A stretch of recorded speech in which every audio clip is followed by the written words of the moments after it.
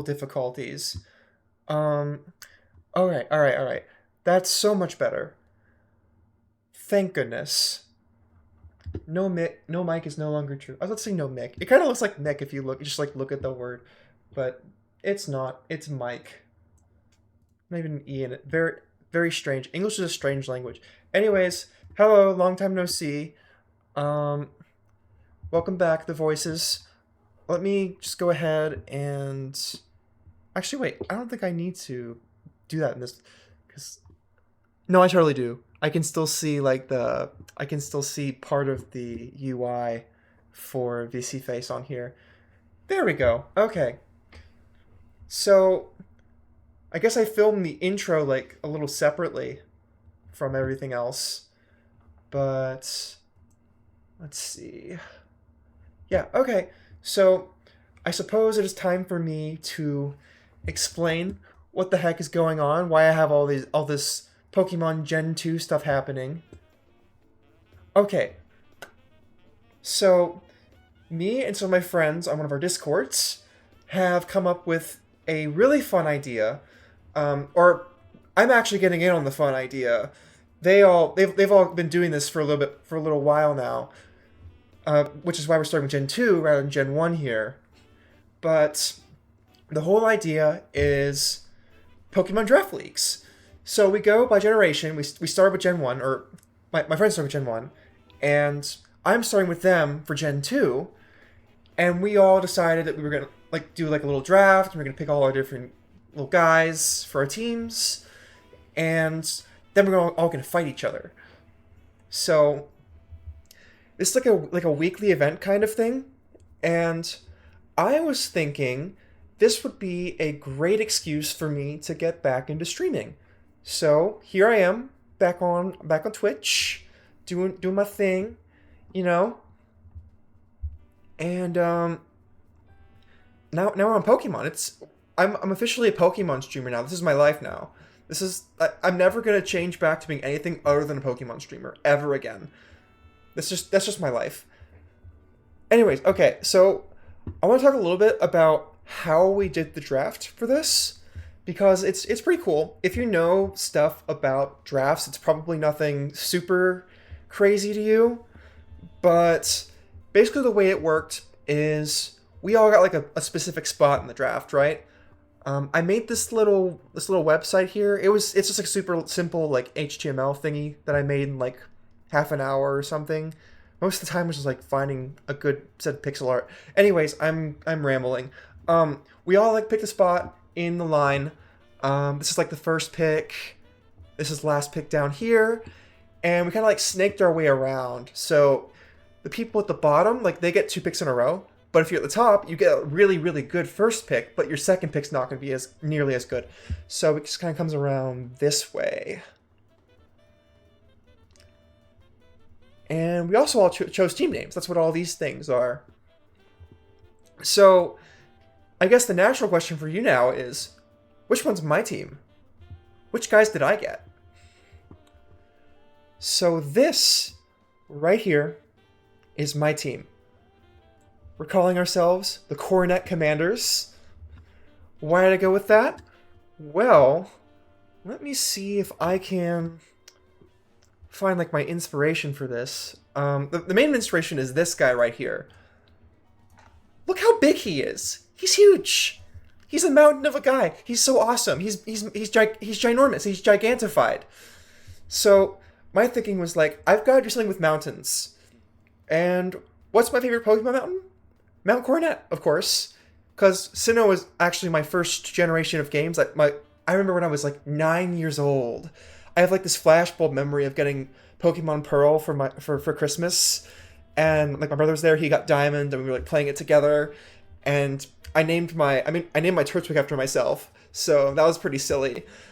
But yeah, so I went with Mount Coronet for like the location that my team would be based in, and I was like, what word sounds good with coronet? And that's literally all. That's the only reason why I went with this. I guess it's like because all of my guys have a commanding presence on the battlefield, so we're the commanders. But yeah, that's my team here.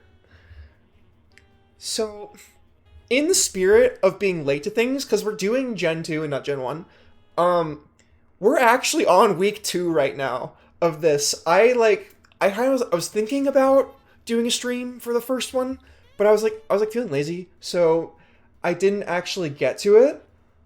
But I did actually have my first match. My first match was up against this team down here, the Black Death.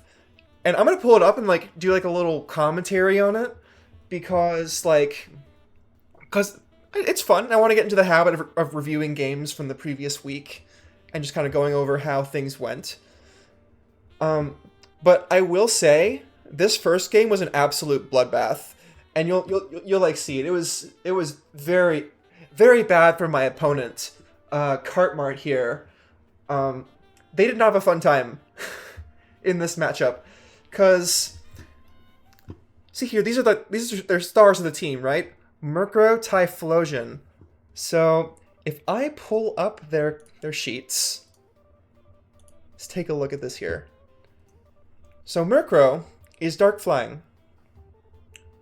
Typhlosion is Fire, or Hisuian Typhlosion is the one that he's actually using. It's Fire Ghost. The distinction doesn't really matter though, because I have Tyranitar, and Tyranitar is Rock type, which hits super effective against both of these guys. Both of them. They get absolutely mollywopped by Tyranitar.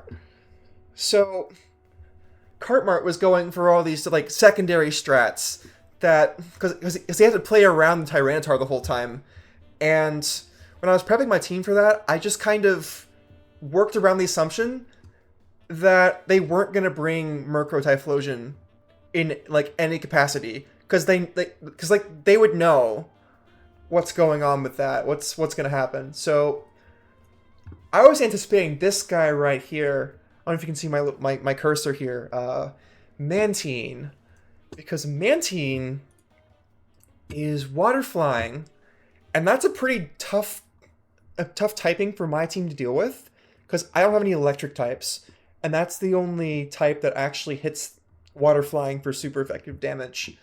So what I did is, you see over here, we have Terra types.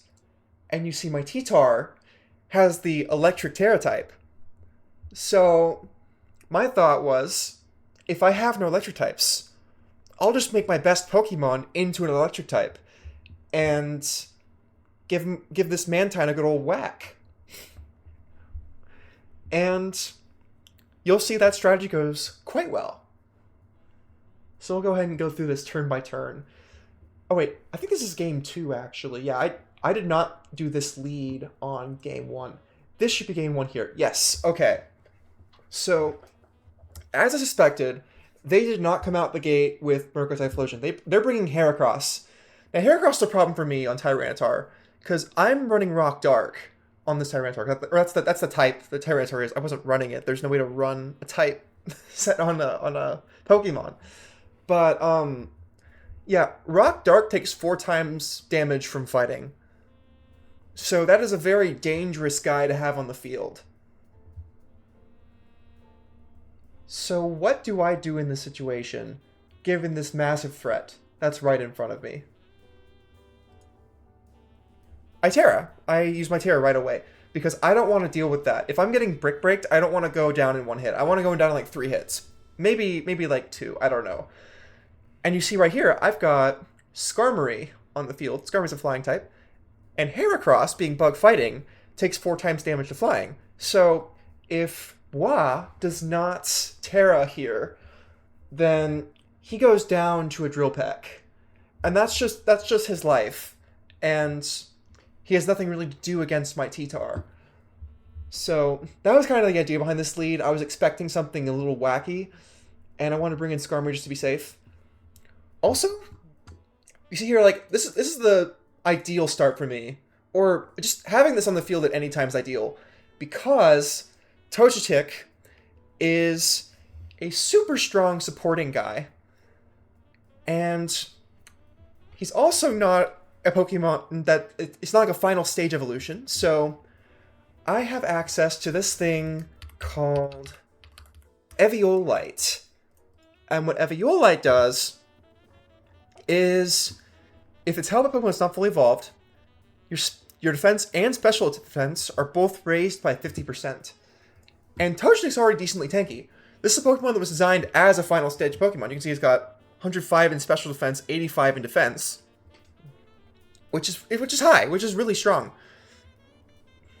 Or by itself, it's not super strong, but if you factor in Eviolite, this special defense goes to 150 roundabouts, and this defense goes to above 120, which are both super strong. So this guy gets to live forever. He has recovery moves, and he gets this move called Follow Me, if I can find it. Follow Me, where is it? I'm not seeing it on here. Weirdness. Anyways, I know he gets it, because I use it all the time on this guy. And the whole idea with Follow Me is, if you're in a doubles battle like this, and you use Follow Me, any attacks from your opposing Pokemon will get redirected to this guy right here. So any attacks that were supposed to go towards Tyranitar are now going to hit Togetic instead. And Togetic is going to live forever. That's his whole deal. So I just throw a bunch of supporting moves on this guy, let T-Tar throw stuff at our opponents, who are both pretty vulnerable to a Thunder Punch or a Rock Slide.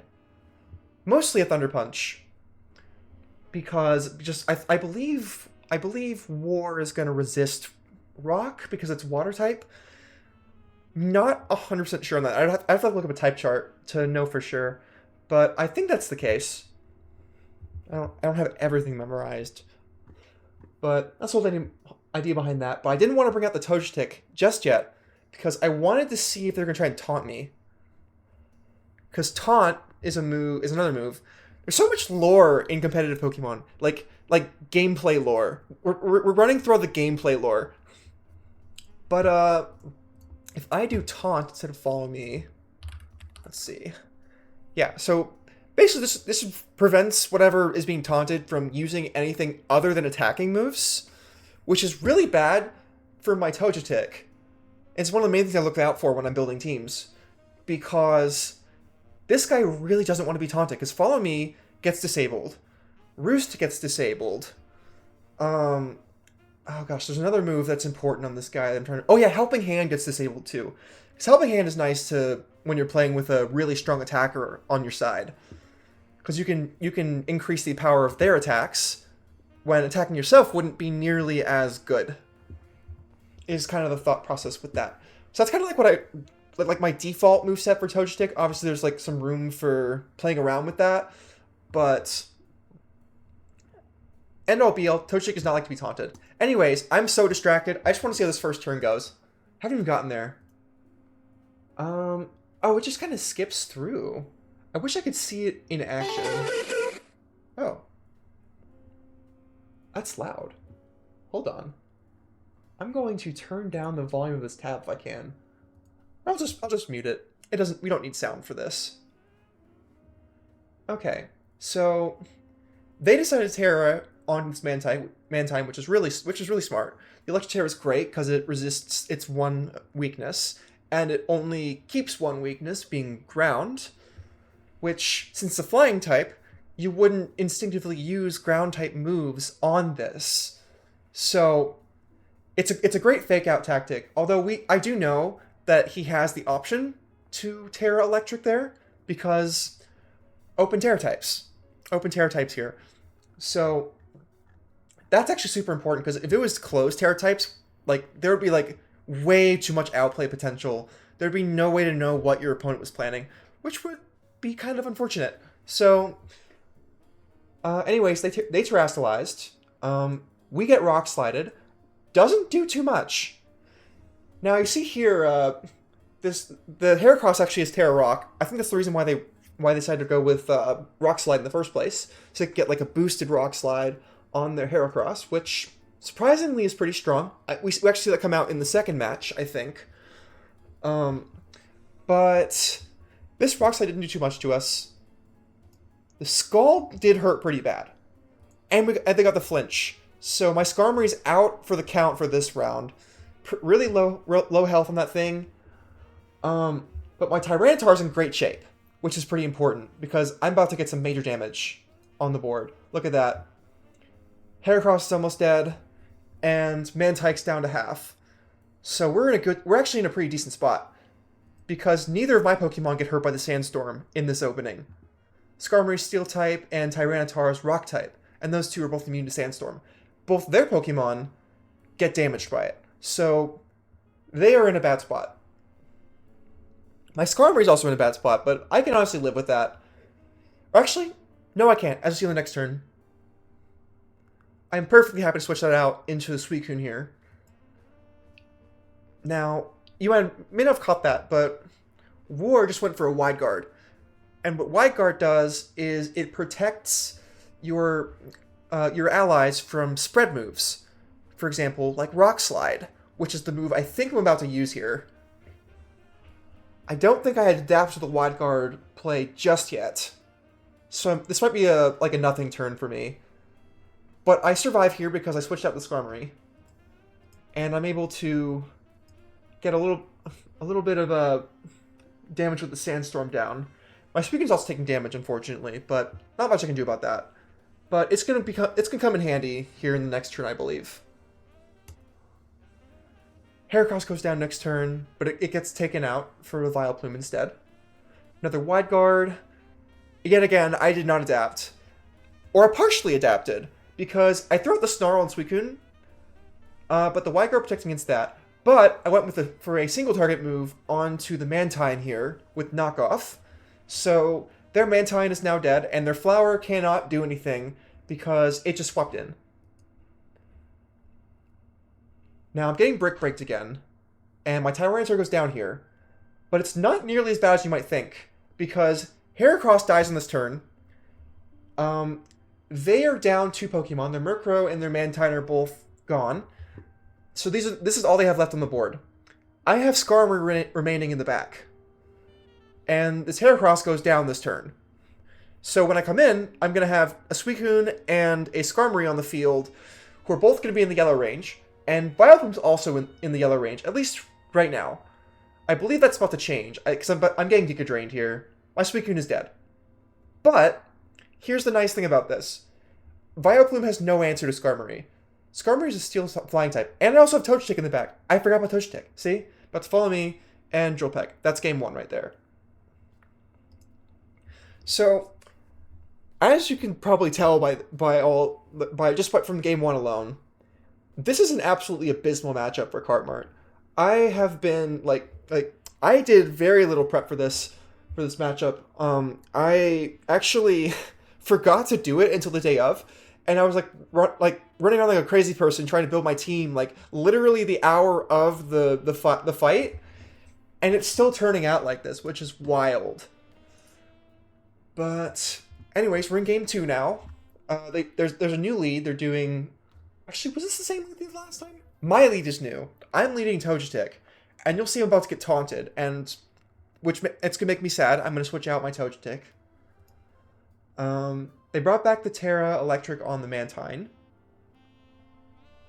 I did get a Follow Me off, but it didn't do much for me. Because no one actually attacked me this turn, I don't think. I did not Terra this time around because the Heracross threat was not in. But as you can see, the opposing Death just used Rain Dance. And hold on, I'm gonna play that back again. They Wide Guard. I wasn't gonna fall for it this time. I went straight for the knockoff. I want this thing gone, as you can see. Now, I brought in the Suicune here, right? My thought process was, my Togetic is taunted. I don't want to have a taunted Togetic in play, so I'm going to swap into another one of my Mons. And I decided to go with Suicune, because this Mantine's going down here in a second, and I'm not super afraid of anything else they're bringing in against this. Maybe the Vileplume could do some stuff to me, but if you look down here, my Suicune's Terra Ice. So if they bring on the Vileplume, I am more than happy to use my Terra there and just Ice Beam it to death. Totally fine by me. But to my pleasant surprise, Murkrow goes with the Rain Dance and boosts my Scald. Or it also boosts War Scald, unfortunately. I take super effective damage, but the nice thing about what I was doing here, you might notice my T-Tar is not doing anything other than attacking. And the reason for that is because I ran an item called the Assault Vest on my Tyranitar. And what the Assault Vest does is it raises your special defense, but it prevents you from using status moves. So you have to run all damage moves if you use this item, but it pretty significantly boosts your special defense. And because Scald is a special move, I didn't take nearly as much damage there as I would have otherwise. And of course, T-Tar has problems with special attacks because it's a rock type. Has to deal with water and grass types, which are plentiful on this team. Doesn't have any... Oh, the Vileplume's actually Water Terra, so that's pretty interesting. Neither here nor there, though. The Assault Vest was, I think, like the right play for this matchup, because it helped me in this specific situation. So that was working out for me. That's basically the turn, other than Rock Slide, which happens to kill both of their Pokemon. Crazy enough. Cartmore and I actually had like a conversation after the battle about this specifically. He spec'd his Murkrow out to where it wasn't supposed to die to a Rock Slide in one hit.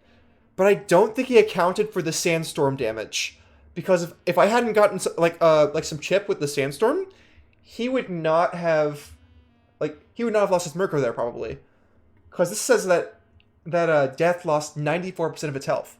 So if it was full, it would have lived that. However, with the chip, it did not. So we were winning there. Even one turn of sand is pretty nice. Throw people off. But anyways, I'm down to half health on one of my Mons, and I'm full health on everything else. And now they've decided... They actually brought the Typhlosion here because they want to deal with my Skarmory, because they had no answers to it in the last battle, which is why I got to outlive everything else. But this is like the most unfortunate situation to ever bring a Typhlosion into, because it's Fire type, and the Rain is going to limit what it can do offensively, like very strongly. And also my Suicune's on the board, and Suicune's Water type. So Suicune just gets like easy one-shot on this conquest right here. Speaking of, my Pokemon are all boring. They all have regular Pokemon names. I'm going to be changing that going forward, I think. But they've brought in Suicune and the Vileplume. Vileplume's decently threatening, but I don't want to switch to Ice against this guy, so I'm perfectly happy to just like tank some more hits on Tyranitar. I'm okay with that, because I still have Toadstick and Skarmory in the back. Like we are Bing chillin' right now. So yeah, that's the electric type there. Brought that in just to... Actually, why did I do that? Oh yeah, I guess I decided I didn't want to die to a Giga Drain this turn. Maybe I do anyways, though. I don't know. Anyways, they're down to their Vileplume, and I still have Skarmory in the back, so I just win this game by default. Yeah, I'm just throwing Ice Beam, Drill Peck out there, and that's the game. The Giga Drain almost saved him, but Drill Peck too strong. Anyways, that's how week 1 went.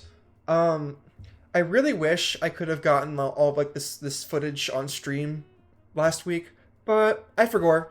So we are unfortunately not going to get the live version of this, but I will be doing it going forward.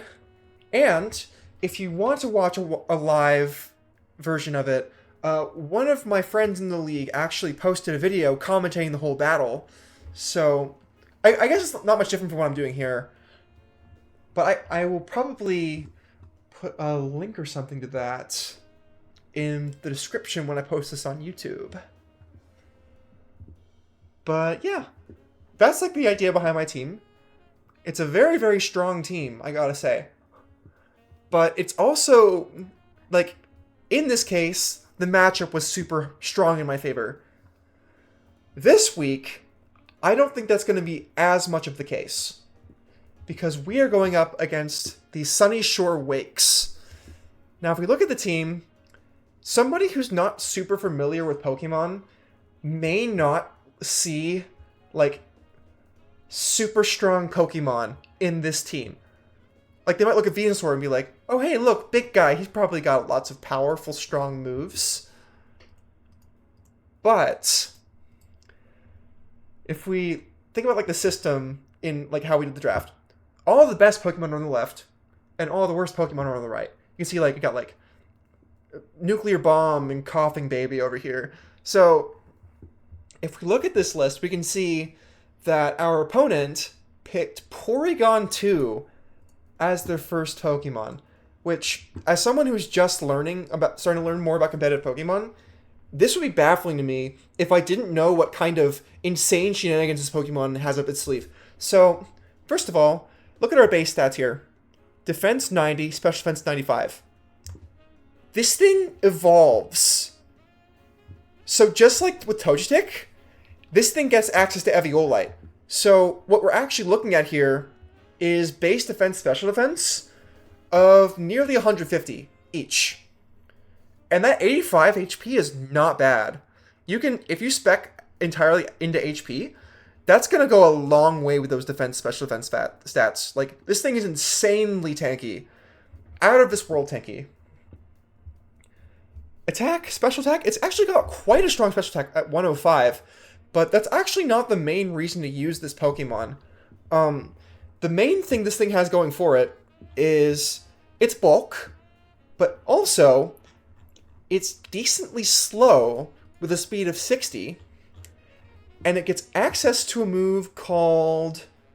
Where is it? Gotta find it.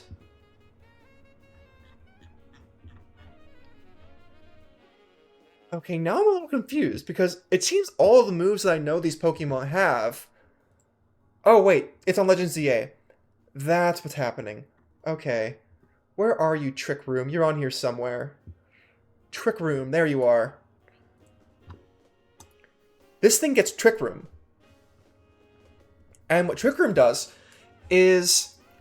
I mentioned like a little bit about speed, and yeah, every Pokemon's like a speed number, right? And the way it normally works in Pokemon is the Pokemon with the higher speed stat goes first. Which is super great in doubles, because there's 4 Pokemon attacking per turn, and if both your Pokemon go before your opponent's Pokemon, like, you're in a great spot. With Trick Room, it flips that on its head. Now, the slowest Pokemon, the ones with the lowest speed stats, are going first, and the ones with the higher ones are being pushed to the back of the queue. So, it's not a super slow Pokemon at 60, but it's decently slow. And if we look at the rest of the Pokemon on this guy's team, let's take a look. Yeah, let's see, like her Granbull's going to be going at a speed of 45. That's so slow. You get like these red numbers here. Azumarill, base speed of 50. That's also really, really slow. This guy right here is insanely slow. I think it's like 30.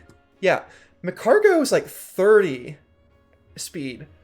So this thing is outspeeding everything in Trick Room. And guess who has 0 answers to Trick Room on their team? This gal. Nobody here. Nobody here can deal with Trick Room. And I need to like look at my exact speed stats, but I'm pretty sure all of my Pokemon are like above 60. Like, let's take a look here. Tyranitar, 61. Okay, so decently slow, but it's not going to be outspeeding any of these guys in Trick Room. Everybody else is going before. Let's see. Suicune's quick. Suicune's like 85. That's not super quick, but it's quicker. Togetic, okay, actually Togetic is pretty fast. However, I don't actually care that much that Togetic is fast, because Togetic's whole thing is that it does Follow Me, which has priority anyways. And I guess I could get a quicker Roost off, but I don't see as much value in that as something like getting an attack off early. Because Toshik does not die quickly. Toshik goes down very slow. So it doesn't really matter if I, like, generally speaking, unless I make an error and roost the turn late.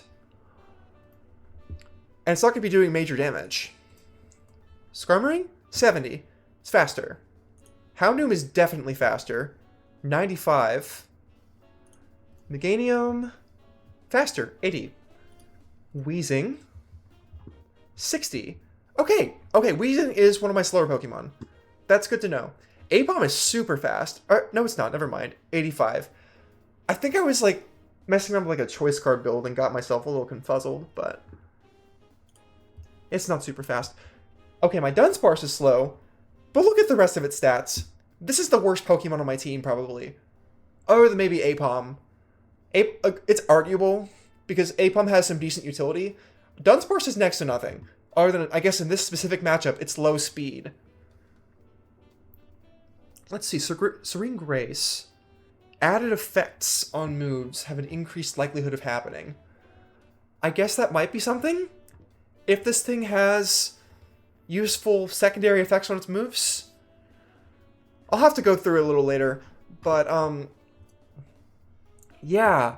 My team is, like, decently fast, but the only speed control it has is my Skarmory knows the move Tailwind, and Tailwind just makes your whole team faster, basically.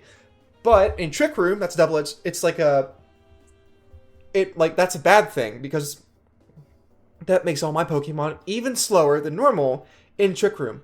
So I think my strategy is going to have to be that, yeah, I'm going to need to prepare myself to be going last most of the time and try and find a way to build my team when that's okay. Because I have no way to deal with Trick Room on my team. Like coming into this. Like, I'm probably going to need to focus more on eliminating threats. Because, like, that's really all I can do on this with my team. The way things are going. Before I do that, I actually wanted to, like, go through and react to the Week 1 battle for the Sunny Shore Wakes, just so I could see what kind of tricks they have up their sleeve. Although it may not be the greatest thing, like the greatest indicator of how they're going to fight me, because they're going against an entirely different team. They're going against Scrambled Egg. And this team is another Trick Room team, Executive Trick Room Setter. And they have a lot of, like, even better Trick Room mons. Steelix, incredible in Trick Room. Ursaring, amazing in Trick Room. Entei, surprisingly functional in Trick Room because it gets extreme speed. Sudowoodo, Trick Room guy. Shuckle, Trick Room guy. Probably Trick Room guy on Snubbull as well, because Snubble's a basic. And basics tend to be slow. Yeah, that's 30 speed.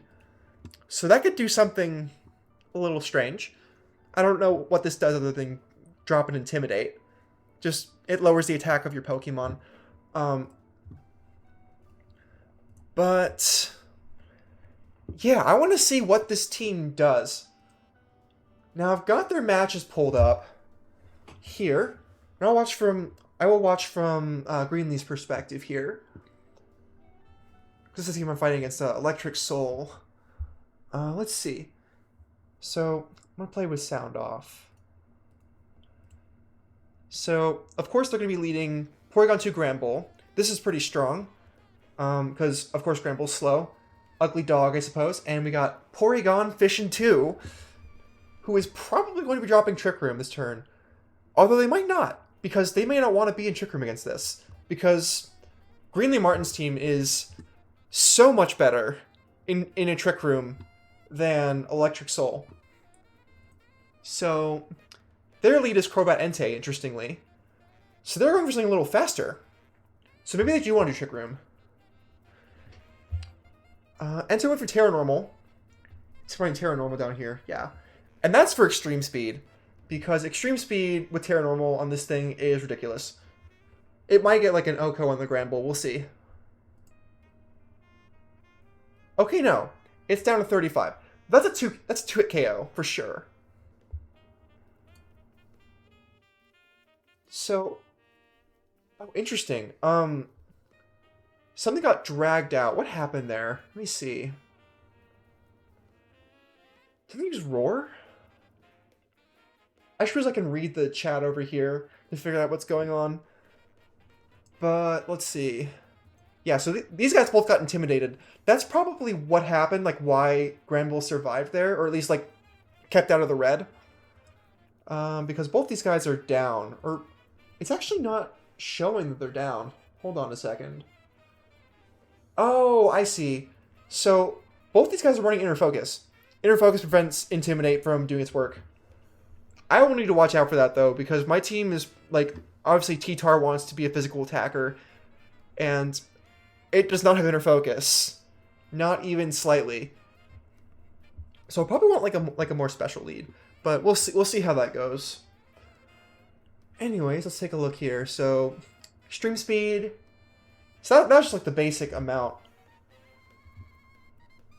Oh, I see what happened. Okay. So Ugly Dog is holding a red card, which is just lost. But when Ugly Dog gets hit, the Pokemon that hit it has to switch out into something else. I believe you get to choose what that switching is if you get red carded, but now we see Ursaring's in. They might be anticipating a Trick Room from Porygon too. Let's see. Got Deviled and Over. Oh my god! I just realized that all of their names are like different kinds of eggs. We've got deviled eggs. We've got over easy eggs. What was Entei? Entei was fried. That makes so much sense, actually. I love that. Grinley, you jokester. Hold on. Let's keep watching. Alright. So, Porygon 2 is taunted. This is going to be something big for me. I need to figure out what Pokemon on my team know taunt. Because that might be a move here. I also have the option to use Roar, I believe. Because, Trick Room is super low priority, and Roar's priority is slightly higher. See, this elite ball knowledge I actually learned from the person like in this match, Electric Soul 108. So, like, that's a little ironic, but like I've been using that little tidbit of knowledge to like theory craft ideas for how to deal with this Porygon 2. But Porygon 2 wants to use Trick Room, and if you taunt it, it can't. And if you roar it, it can't as well because it's getting pushed out to the bench. So Ugly Dog just missed Super Fang. That's probably going to hurt pretty bad for them. Facade makes it go down, and the Ice Beam onto Crobat takes down 29%. So I guess Electric Soul actually predicted that she was going to get taunted, and went ahead and made sure that she got something out of that turn with Porygon 2. So that's good to think about. Okay, Azumarill is in.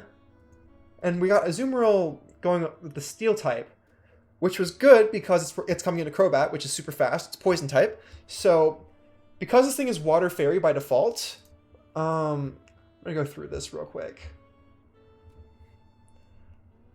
Yeah, actually, I don't know if we can see the types. Yeah, no, we totally can. I can hover over it.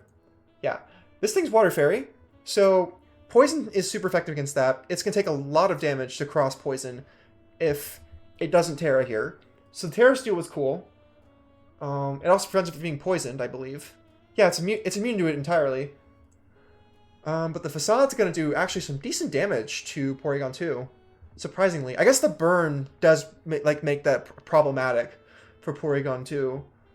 That's super strong, actually. Wow. And it's pretty tanky, too. Okay, but Belly Drum is down for the Azumarill. Now, it's not going to get to attack for a little bit. So, if Greenlee double focuses here, she might be able to take it out. Which could be interesting to see. But she also has the opportunity to take out Porygon 2, which is no longer taunted. So, she's in a bit of a tough spot, actually, now that I think of it. she has to kind of choose which one is going to go down. Because I don't think Crobat has anything to deal with the Azumarill. But then again, neither does Ursaring, really, because Facade's not going to do much to it. And it's normal types, it's the only stab that it gets, normal type moves, and Steel resists that. So, this is actually a crazy good Azumarill from Electric Soul here. So, I'm going to go ahead and go next turn. We're bringing the Venusaur. This thing is donezo. Venusaur's almost dead, though. Porygon 2 is still alive in the back, though, which is problematic, probably. So it's like 3 to 4 right now. I'm actually going to this blind. I haven't watched this battle yet. I'm just trying to see what the heck is going on with this team. Let's see, yeah. Acrobatics almost kills the Venusaur. It's unfortunate that it didn't quite kill it. I wonder if Crobat is holding an item right now, because it's running acrobatics, which means that it's very possible that they're not running any items, because acrobatics doubles in power when you don't give your Pokemon an item. It's great when you pair it with like berries and stuff, but it does feel like a bit of a waste to use that with a Pokemon that doesn't have any items. But it did nearly kill the Venusaur here, so it's not bad, but you gotta do something about that Azumarill, or else you are probably going to be in a bad spot. However, Entei's in the back. Entei is going to outspeed Golden Girls here, or Fried is going to outspeed Golden Girls, because Fried has actually Extreme Speed's not going to do too much to it, but a Fire Type attack definitely will, and you're switching it basically for free. Well, not quite for free, now that I think of it, because, yeah, you know what? See, my analysis actually sucks here, because if you swap in Entei, there's a good shot you're getting Aqua Jetted, because that has priority. And that is going to murder you as Entei, because you do not have resistance to that. Because you like Terra Normal, even with changing off of fire, you're still in a really bad spot, because this Azumarill is max attack right now. And you have to deal with that somehow. So the question is, what else is Greenlee bringing the back? Let's see what she brings out. Entei. Okay, she goes for the Entei. Is it going to be able to survive this? Okay, no, never mind. So, I guess Electric Soul decided to sacrifice their Azumarill, because I don't know what else Fried's going to attack here. Crazy move, by the way. I don't know why you would want to give that up. I guess you have Porygon 2 in the back, but I believe that thing is going to die to an Extreme Speed because it's already low health. And you're just not going to be getting that move. Like, you're not going to be getting a Trick Room down on this thing at this point in the game, I don't think. Okay, here comes Porygon 2. It's getting Extreme Speed, I'm sure. Never mind. Went for the Sacred Fire on the Venusaur. And you let it recover. That's tough. However, you have a chance to kill it because it's slow, and it's at half health. So if you focus it, you can kill it. But the question then is, what are you fighting against in the other slot? Because I believe Electric Soul has one more Pokemon to bring out. Okay, so it's down to 8%. And it's going to recover. It's burned. And it's just going to stall here, it looks like. But it didn't really work out. Okay, so that's battle 1. It's crazy that 2 teams that are extremely Trick Room oriented did not at least try to put down a Trick Room. I'm not sure why they didn't do that. Anyway, so it's game 2 and game 3, so we kind of know that that Electric Soul is going to win this one. So I'll go through it a little bit quicker. Oh gosh, that was loud. Reset, play sound off. Okay, there we go. Something with Noctowl Macargo. Totally different lead. Let's actually like watch this a little. So Overease is going to protect. Devil's going to Tailwind. What's going to happen to Deviled here? We're getting Hyper Voiced. That's not too bad. But Pepto-Bismol? That thing is going to be... I have a feeling... Actually, not a feeling. I kind of know that this thing wrecks house because some people on our Discord keep stats on like the different like the games, KOs, things like that. And McCargo showed up in a very interesting spot near the top, actually. So that's going to be a bit of an interest. This is going to be interesting to see what this McCargo is doing. Again, I don't think I'm going to need to worry too much about it, but I'm expecting an eruption to come out, and I'm expecting to do a lot of damage. Wait, throat spray. That's interesting. It's yawning into the Crobat. I see. Okay, cross poison, facade. McCargo's down to half. Noctowl's nearly down to half, but that's all the moves that Greenlee can take here. So let's see what Electric Soul does. Okay, we're seeing Reflect in a Heat Wave. Didn't do too much, actually. But Crobat's asleep, so that's not great for them, for Greenlee. Crunches into the McCargo. Tailwind's down. They're using Tailwind. So interesting. McCargo's recovering back to 74%. Let's see. So what's the situation here? I'm thinking about it. McCargo's Fire Rock, so maybe normal extreme speed into that, especially with the Reflect Up, isn't going to be super strong. I think the opponent... Wait, hold on. I just realized something. So I think there's Tailwinds being set on both sides of the board right now. Yeah, there is. So I think it cancels out when it's like that. But Electric Soul has 2 extra turns of Tailwind. And I don't think Greenlee has any more setters. So I'm going to go ahead and continue this. But I'm still waiting for this McCargo to do something crazy. Ursaring's not doing nearly as much damage as you would think. Going for the normal. Don't know why Greenlee went into the extreme speed onto the McCargo in this situation. Seems like because the physical barrier's up and it resists. I would have gone for the Noctowl if I was in this situation. Hyper Voice is doing a lot of damage. I suppose the Facade will do just enough.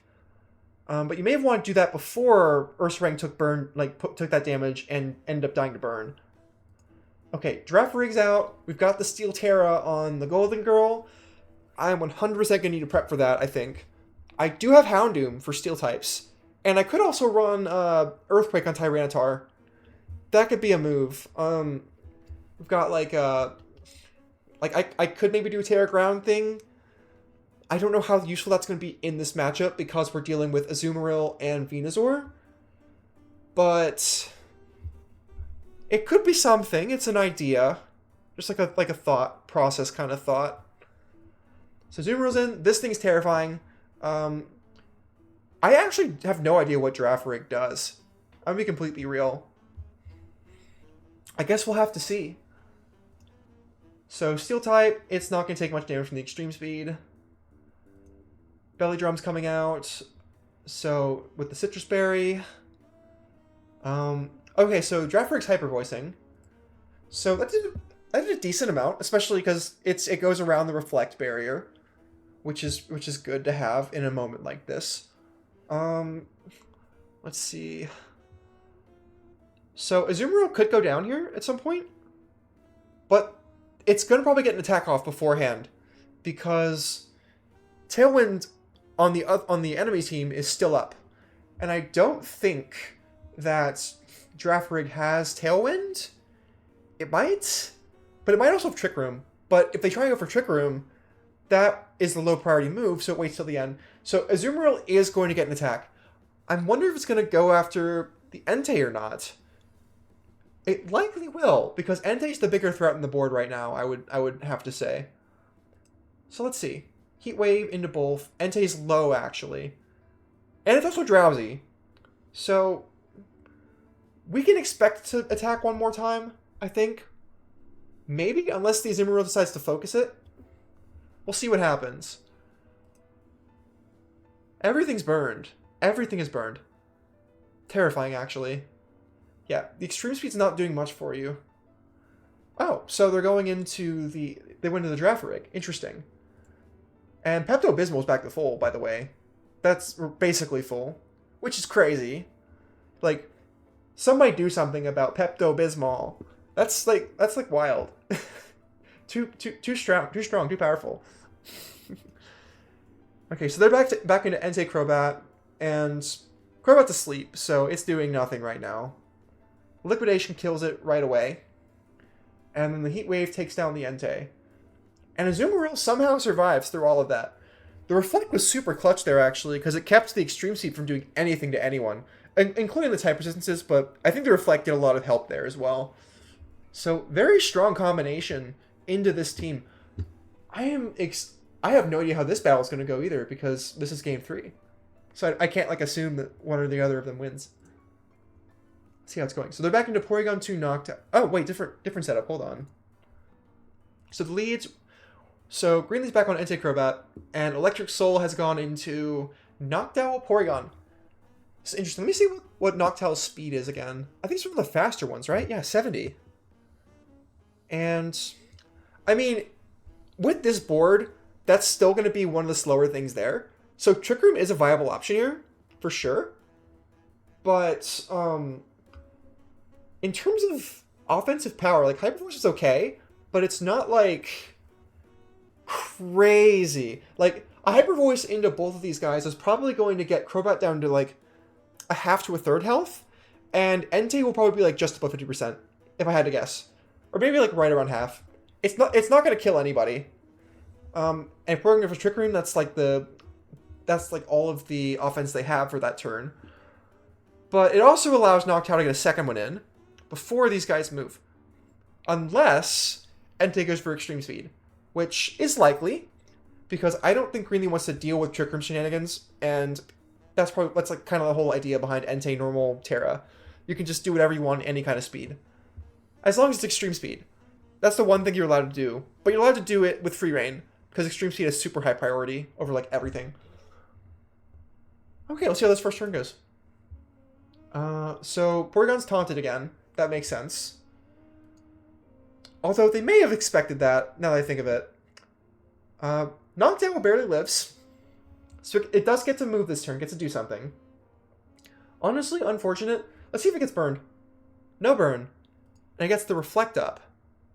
Oh, okay. So they really care about the Reflect. I completely understand why. It does a lot to prevent Entei from doing stuff. I think Sacred Fire is special type, but let me see. Sacred Fire. Oh, it's physical, actually. I see. Interesting. So the Reflect does end up, like, blocking the Sacred Fire from doing as much, too. Does it even have special attackers, really? Like, obviously Entei's physical.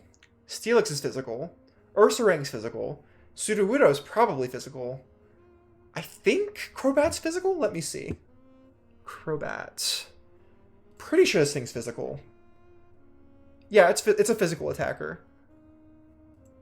And then Girafarig is the one, like, special thing on this team. Also Executor. Executor's also, I believe, a special type attacker. Yeah, that's a crazy high special attack on that thing. For sure. I'm curious. Sudowoodo's physical, right? Yes, it is extremely physical. Look at that special attack stat. Abysmal. Yeah, that thing's doing nothing into this Reflect. I know Girafarig has a decent special attack stat. Yeah, it's at 90, so it's not bad. But the rest of these guys, no. They have nothing against Reflect. Actually, like, super good to know about this team, that they pretty much have to run Executor and Girafarig to get anything done special-wise. Entei's physical, right? Yeah, it's super physical. It does still have decent special attack. It's still workable if you want to run, like, a mixed attack sort of thing, but I don't think that's going to be nearly as effective as a physical attacking Entei, especially because you lose access to extreme speed if you focus too hard in a special attack. Or I guess you don't lose access to it, but it's not going to be nearly as good. Okay. So Reflect is down. Noctowl is probably going to die next turn because it's super low, unless Electric Soul decides to switch out. So we will see how this goes. We've got the Reflect down. Okay, so Macargo's coming in. Is Porygon also coming out, or is it or are we going with an Ice Beam? Ice Beam on the Crobat. Okay. Oh, that's right, because it gets its ability allows it to download. It ups its special attack by a stage when it comes in, which is nice. That's a nice little thing that it has going for it. Still can't kill a Crobat in one hit, unfortunately. I don't think this thing's special defense is very high. It's 80. It's not bad. Maybe it's spec'd with special defense in mind. But yeah, Pepto-Bismol is in. He's very scary in this environment because I don't think Fried has any answers to Pepto-Bismol. Or really not really any answers to Reflect in general, I don't think. I'm going to need to be wary of that when I'm building. Yeah, so Porygon's down to over half health still, so it's just free to do like any attacks that it wants. Crobat's dying this turn for sure. Yeah, goodbye Crobat. Macargo's going to yawn into the Entei. Big moves from Pepto-Bismol. So Ursaring is in. It's going to protect. Porygon's down. It's probably going to recover. Yeah. Ooh, okay. Macargo is... Oh, wow. So, actually, the burn is good for Ursaring because it has Guts and Facade, I believe. Yeah, it has Guts and Facade, which is a crazy... Like, Guts, Flame Orb, Facade is a ridiculous combination. Let me just show you like what those things do. Guts, Pokemon. Yeah. So this raises your attack by 50% if you're inflicted by a major status ailment. Burn is one of those. So normally if you're burned, your attack gets cut a certain amount, but if you have Guts, it actually raises it. So yeah, yeah, like all other effects of the status condition, like you're still taking damage if you're burned with this ability, but your attack goes through the roof. And then Facade also has synergy with Burn.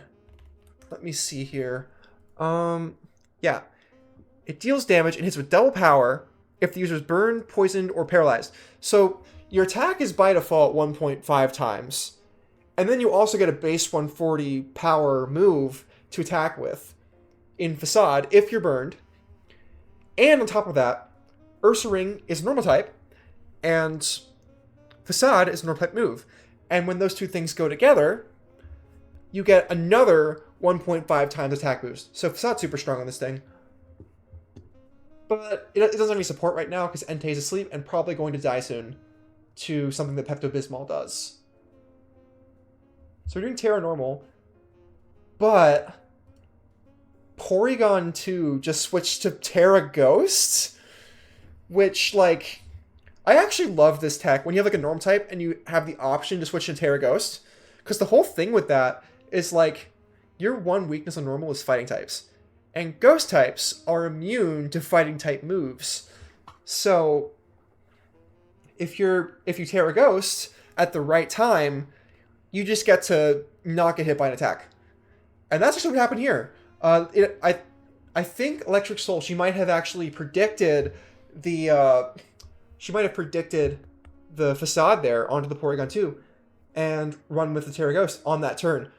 Just so it's like to bait it out almost. Let's see where this goes. Am I gonna Rock Slide? Okay, Ice Beam doing some decent damage. Fried is now dead. Ursaring is burned. Sudowoodo's coming in. Sudowoodo's just rock. Not too much these guys can do about the rock type in this matchup, unless Macargo has something up its sleeve. Okay, so it's using Sucker Punch. Probably into the Porygon 2. Okay, interesting. So I remember from one of the matches when Sudowoodo came in, it used Sucker Punch. It spammed Sucker Punch into the opponent, and like that's like all it was using. So maybe Electric Soul predicted that and went for a status move, like something. Actually, no. I don't know if you actually maybe you do want to go for Trick Room in this scenario because Macargo is slow, very very very slow, very slow, ridiculously slow. So Maybe this is the Trick Room turn. Maybe this is what they're going for. Like, Ursaring, I don't think is nearly that slow. Let me see its stats real quick. Ursaring. Yeah, 55. McCargo still outspeeds it. So, in this situation, I think you want to Trick Room, actually, if you're Electric Soul. Oh, Sudowoodo is fast, though. But it's 30 as well as McCargo is, so that could be a speed tie kind of situation, depending on the... Unless their natures are different. And they don't both reduce speed. Okay, let's see. Let's see what this Porygon 2 does. I'm curious. So the Crunch is super effective now, so that's something. It's gonna yawn. Ursaring cannot be slept, I don't think, because it's already burning. Oh, okay, so we got the swap out into Azumarill, which by default is Water Fairy. Fairy resists Dark, so that was a great switch in. And very little happened to it because of that. However, it does not get, because it's switching in, it doesn't get to move this turn, and if it tries to Belly Drum, it may be in for a rough time. We'll have to see what happens here. Yeah, Heat Wave didn't do too much. The Wood Hammer, though. Okay, so Golden Girls may or may not now be somewhat neutralized, because it can't use Belly Drum anymore, or else it dies. So it doesn't get its cool attack boost thing. However, Porygon 2 gets to live, at least for a little longer, so maybe that's important?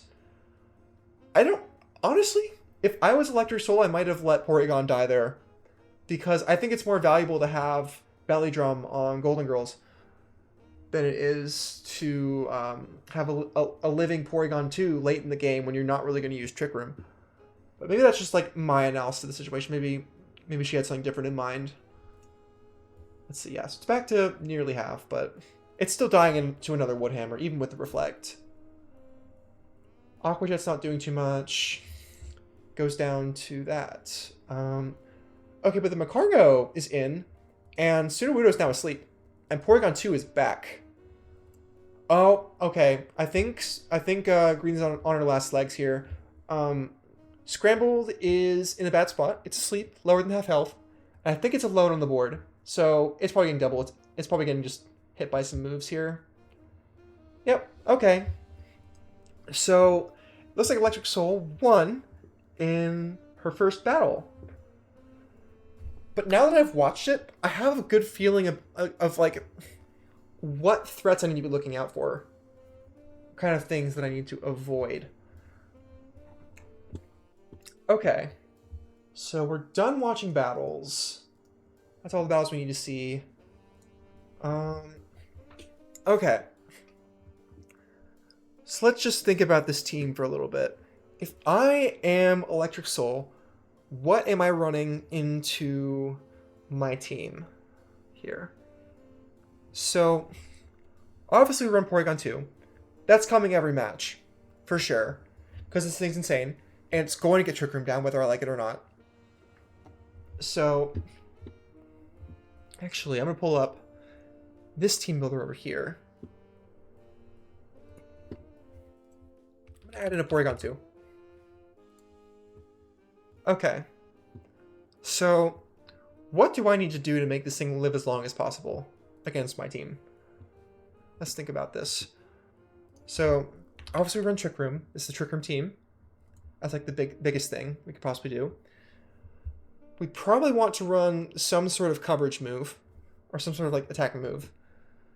With down though, it's going to be special attacking.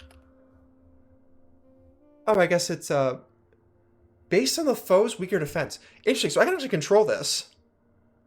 Based on the foe's weaker defense. So, she's going to have to guess what my lead is in order to determine which, whether she wants to go physical or special on this thing. It has options. Facade is right there. Let's see. She's definitely going to want to reflect on something. But she has multiple reflect users, I think. based on what I saw in those last few matches. I think I saw Noctowl gets Reflect. Actually, I'm gonna look up the Reflect move and see what the learn set is for that. Let's see. What Pokemon get Reflect, and where do they line up with the Pokemon that we are fighting against? Okay, so none of their keepers are like problematic. Noctowl gets it. What else? This is by level up, this is by leveling up. So I guess Noctowl's the only one that gets it by leveling up. Which makes sense. There's not a lot of... Usually, this is a pretty, like, uncommon move to learn by level up. Okay, Venusaur gets it by TM. Oh my god, don't tell me every Pokemon in existence gets Reflect as a TM. Is this one of those? Oh my god, I think it's one of those. I think every single Pokemon can have Reflect. Oh no. Oh, that's terrifying. Wondering why Cartmart never used that against me in our game. Because I feel like I'm a very physically... Like, just because of Tyranitar, my team is pretty oriented around physical attacks. Like, I do have the option to run Suicune and Houndoom. Those are both there. Those are options. But, thinking about it. If I look at this team, thinking about, like, Suicune and Houndoom as my primary attackers, I guess Meganium as well. That's like the Fire, Water, Grass core. Is Meganium stronger? It's stronger specially, right? Oh, it's about the same, actually. It's more of a defensive Pokemon, it seems. Which makes sense. Because, like, speccing into HP, special attack would be the move with this thing, probably. Oh yeah, we have, like, we have the special form from Legend CA. I love this guy. I wish that this Meganium looked more like this Meganium, because this Meganium is kind of awesome. But this Meganium, it's okay. Like, I understand people like it, but not really my whole cup of tea. This guy, however, this is totally my cup of tea. I love this guy. He's awesome. He's got so many neck pillows. Like, if I'm like on a 14-hour flight, this is literally me. Like, I am cozy. I am in for the night. I am sleeping.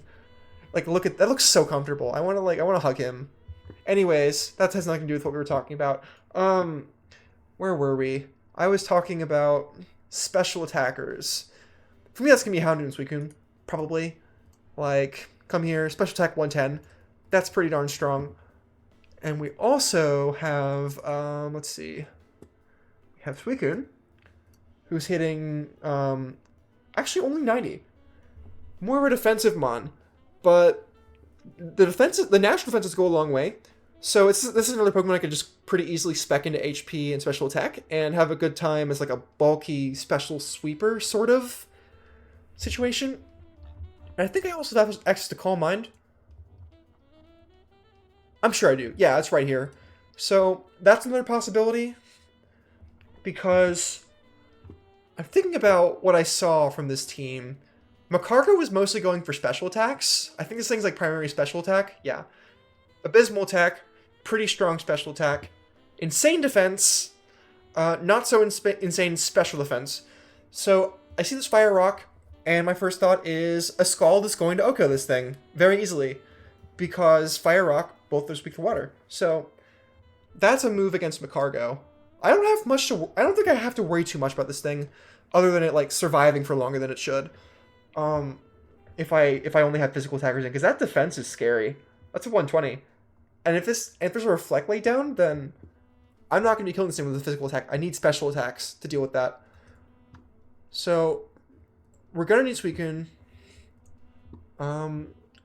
Let's see.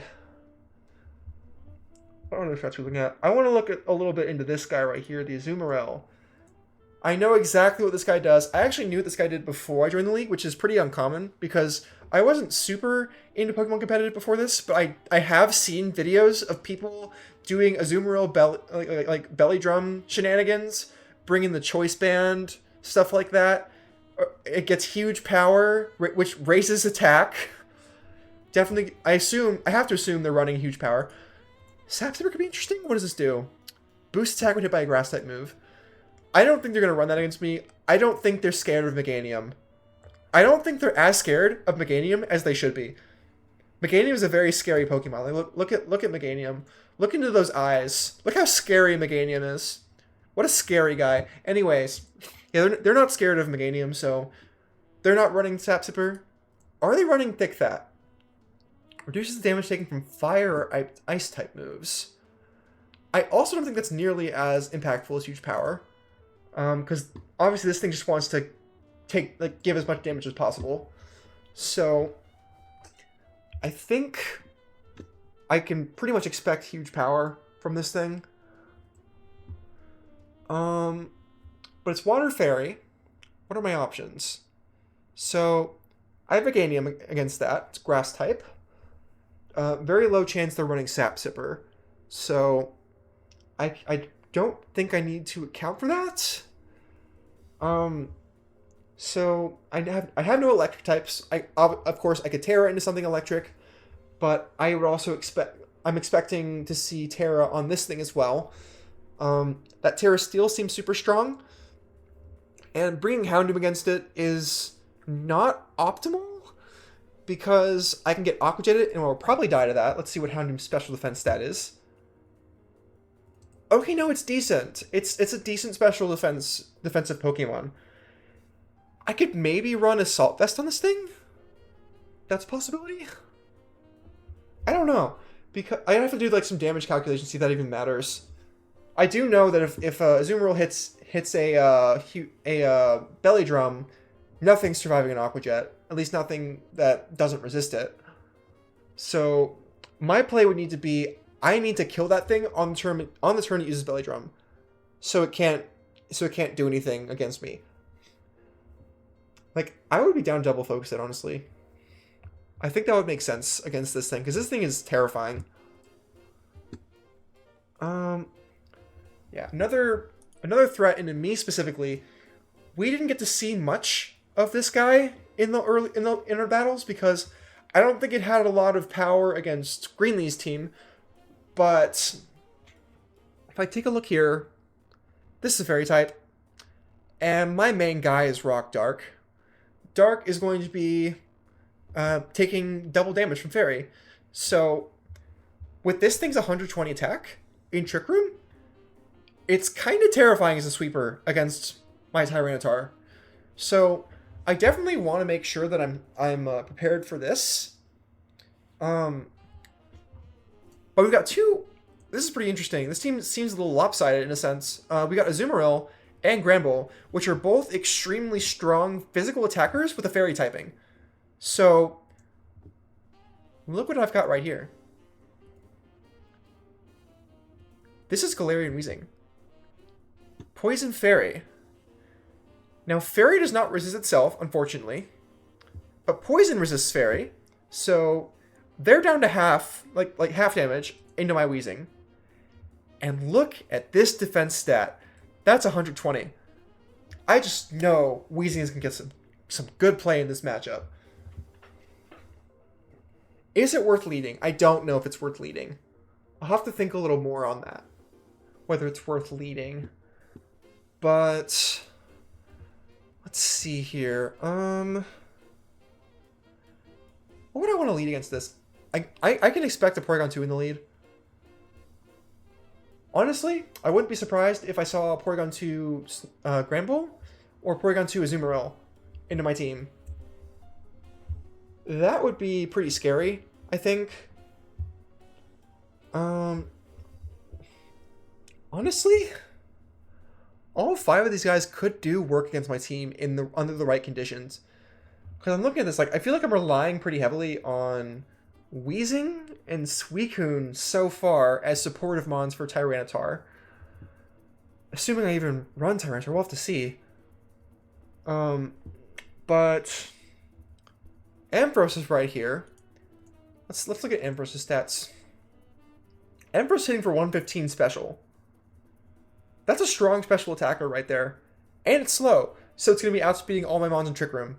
55 is slower than all of my mons.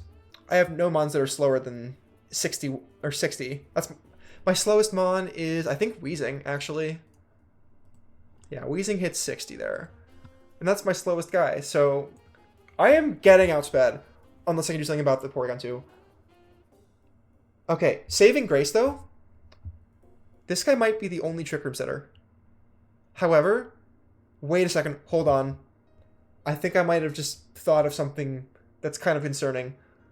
Let me look up the Trick Room learn set. Real quick. Who gets it? Please don't tell me Noctowl gets it. Where is Noctowl? Is it on here? Let's see. Where does Gen 2 start? Here. Okay, Espeon, Slowking, Mischievous, Girafarig, Porygon 2, Stantler. Those are the only 7 Trick Room setters in the league. Not entirely true.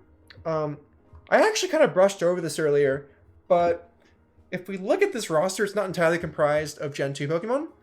Every team also has one Pokemon from Gen 1. So we implemented this keeper system, right? Where everybody had teams from last season, and they decided that they get to choose one Pokemon from their team to carry over the next season. And whatever place they picked in the draft... Sorry, there we go, okay.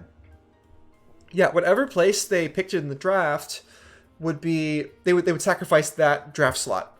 So for example here, you can see on my team, I have Galarian Weezing at my 7th slot because somebody from last time around had picked Weezing as their 7th pick in the draft.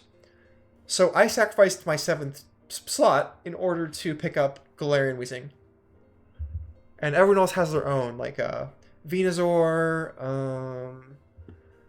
I see Kangaskhan, Nidoking, Moltres. This is actually Galarian Moltres. And then we've got Executor, which is another Trick Room setter. This is why I was wrong before. Vileplume and Golem. I think that's all of them. I think the only one out of those that can set Trick Room is Executor. So that's that's the main Trick Room option, I think, on Scrambled Egg.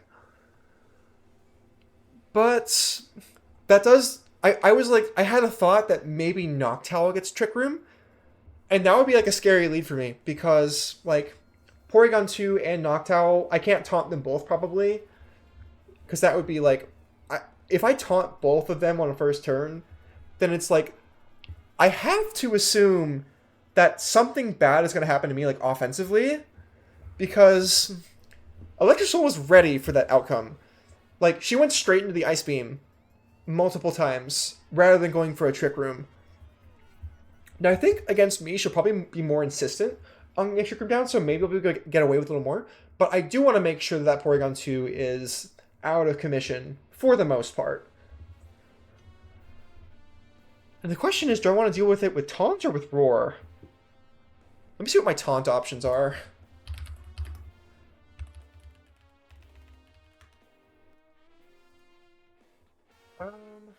Taunt move. Show me the learn set. Leveling up.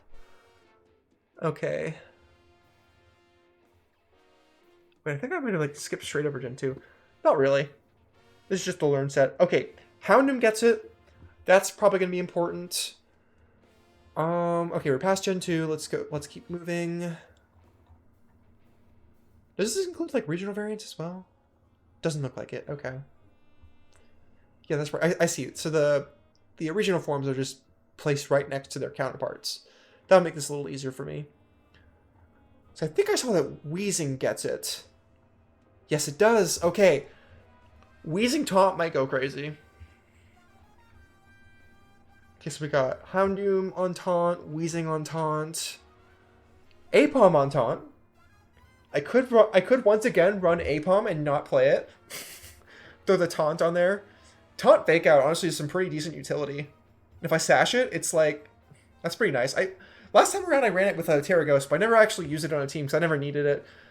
My thought was Murkrow's spooky, I'm afraid of that thing. What if I just Fake Outed it on turn 1 and then murdered it on the same turn? Then maybe something cool would happen. But it turned out that I wasn't actually too afraid of Murkrow. So I didn't end up needing to bring APOM at all. Anyways, let's see. Anybody else that I'm missing? Skarmory. Skarmory gets taunt. Okay, that's mega huge. That's crazy. Skarmory with taunt goes crazy. So we got 3 taunt users. Okay, and that's the end of it. Alright. So, I feel like I definitely want to lead either Skarmory, Houndoom, or Weezing. Those are all, like, very solid options, I think, for a lead. Because I want Porygon 2 out of the picture, for sure. They do have an option to not bring Porygon 2 in the lead. I don't know why they would do that in this matchup. But it may be smart for me to think of possible alternative openings out of them. Let's think. What would they anticipate that I would bring? I wonder if they would... I mean, I led T-Tar in week 1 pretty comfortably because there were no crazy threats that I was super worried about going against. Especially with the Terra Electric. The Terra Electric was doing work for me.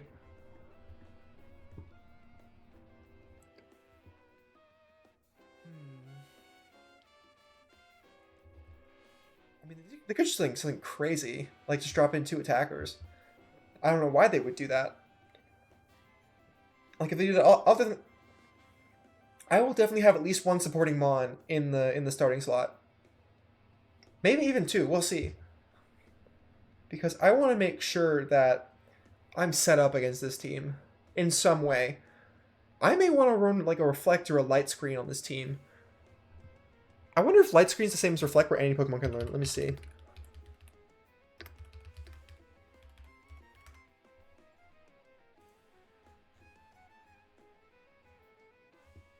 Okay, it's not. It's more limited. Because Reflect was like everything. It was crazy. Okay, Meganium gets Light Screen. That's good to know. Let's see. Blissey, Magnezone. I'm already past Gen 2. That's my only Light Screen option. Let's see. Magnemite, Magneton. I'm just going down the list here. I don't see Weezing on this Light Screen list. Okay, so Meganium has it. Ampharos has it as well. They have a lot of Light Screen options too. This is going to be harder to prep for than I originally anticipated, I think. Do I have no Light Screen users on my team? No way I have no Light Screen users. That's crazy. Hold on. Sunkert, Sunflora. I just gotta go back through this. Oh no, Meganium! Wait, I'm stupid. Meganium is my Light Screen user. Okay. So I think I at least want to bring that as a reserve for this matchup.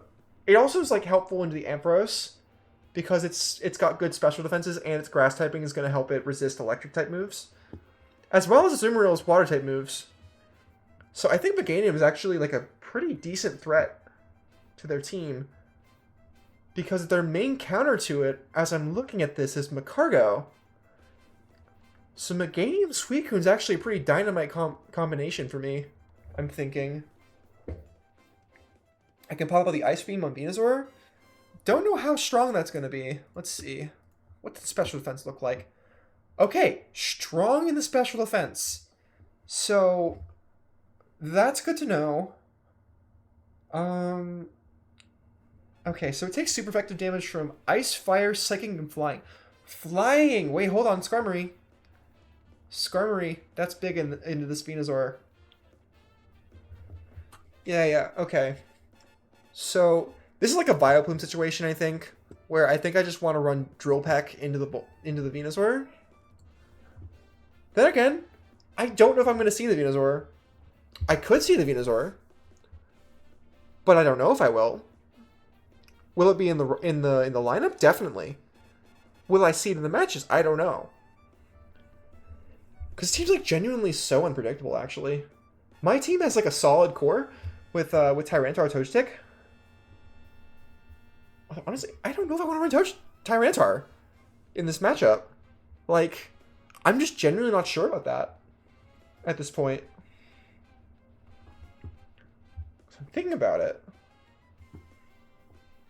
So what kind of physical special defenses do they have on this team?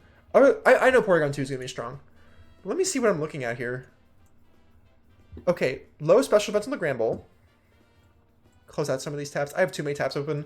I just do this unconsciously. I open tabs and I never close them. And then they're just there forever. I had to close like 100 tabs on my computer today just to get this stream set up. It was crazy time. But let me see here.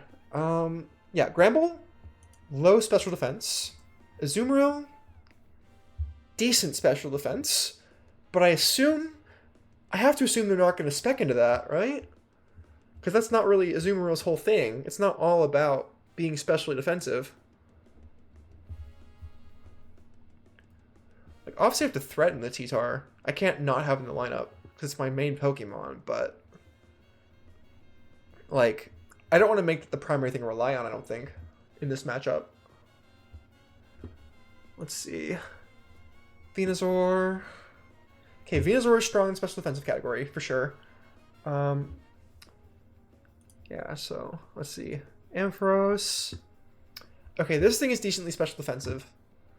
And it's electric type, so I can't just drill peck it for funsies. Its only weakness is going to be ground type moves. And I have no ground type stab. And I also don't know if I want to run Earthquake. Because Earthquake is going to hit my allies probably. Unless I'm running Toadstick or Skarmory on the side with whoever's using Earthquake. Which, like, I'm probably going to be running Skarmory. Possibly Toadstick. We'll have to see on that. But, let me think. I actually may not run the Toadstick in the lineup. Because I don't think it does as much in this matchup.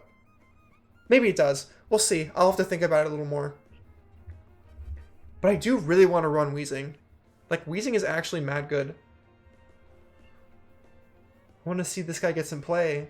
He's got and also, let's just take a moment to appreciate the glow up here. Like, look at this guy. He's ugly and purple, kind of a chud. Like, he's got like a skull on his thing, and he smells like ass. Like, look at him. He smells like ass. But this guy right here, he's still got the skull going on. Like, ever so slightly cringe on that, but look at this hat. His hat is literally a smokestack. Like, I mean, like, climate change or something, but that's drip. Like, that's gaseous drip. We have evolved into a gaseous form. That's how crazy this is. And he's grooming himself. Look at this mustache. That's beautiful. What a beautiful mustache. I love this guy. He's awesome, and I'm so glad that I picked him. Like, the little guy even has those giant eyebrows and a big old beard. He's so cool. He's so awesome. It's Doug Dimmadome. Times 2. How cool is that? How cool is that? Yes, okay. Yeah. Okay. Anyways, feels strong. Feels strong. I mean, Houndoom is here for the steel type Azumarill, right? That's kind of the thought process, sort of. So I'm expecting a Steel Terra, and my team doesn't really do great against Steel, now that I think of it. I mean, because Steel has to deal with ground, fire, and fighting. Like, just like, mainly. And my team only has stab in the fire department. No ground or fighting stab. Which, it's not amazing to not have those things. Like, pretty much every other team has something like that, I think. Actually, no, the Sinnoh Kingdress does not. Sing in the Rain has Nidoking. Umbreon's Reading Bash has Hitmontop. And Scrambled Egg has Steelix, I think is Steel Ground? Let me just double check. Yeah, Steel Ground. So that's stab from them. Yeah, so I don't really have that many. So I gotta work around what I have, I think. In terms of taking these threats down. But I am worrying a little bit about Terra Steel. So I may need. I wonder if any of my Pokemon have any like decent Terra Fire options or Terra Ground. Obviously, T-Tar could be Terra Ground. That's a possibility. And I do have options. Earthquake, of course. Sand Tomb isn't great. I'm seeing much Earth Power. Okay, Earth Power is big. Earth Power is a big move right there. Yes, we like seeing Earth Power. And with Terra Ground, that's a possibility. And I don't think I want to, like, everyone in the league is saying that Tyranitar Terra Flying is the way to go, but I really don't feel like it is a lot of times, because, like, this Ampharos is just sitting there waiting for me to Terra Flying. And once I do, I get mogged. I get destroyed. So I have to figure out a way around that. And Terra Ground is a solid possibility there. But the issue with Terra Ground is these two guys can just come in and do whatever they want if T-Tar's on the field. They have like free reign over the battlefield. Pretty much. Oh, wow. Okay. Like, I wouldn't be surprised if I end up seeing Porygon 2, Azumarill, Venusaur, Ampharos coming out of the other team. Although Granbull is so scary at the beginning, like, that's also a strong possibility. I don't expect to see Noctowl into this. Because my team just kind of murders Noctowl in multiple ways. Like, Noctowl has nothing to do against Tyranitar Skarmory. Those two Pokemon just kind of kill it for nothing. Or, like, actually with Noctowl Skarmory, that's an interesting one, because I would probably like choose a setup on Noctowl, because Noctowl's main gimmick seems to be Hyper Voice, and also Yawn? Or maybe Yawn was on Porygon 2. I think it was a Yawner, though. Both these guys actually were Yawners, if I'm not mistaken. So, yeah, that's a possibility that I'm going to have to deal with that. Free switch-ins for them all over the place. That's not a battle I want to be in, I don't think. I may want to run Lumberry on something just to deal with that. Lumberries, protects, stuff like that. Okay. Let's start building something to fight against this. Let's see. Drag this over to the side. All right. Yeah, let's start working on a build. So we got Porygon 2. Let's drop in the Venusaur. Venusaur feels like a threat. Azumarill is definitely coming. I can't imagine Azumarill's not coming. Because that thing also matches extremely well in Tyranitar.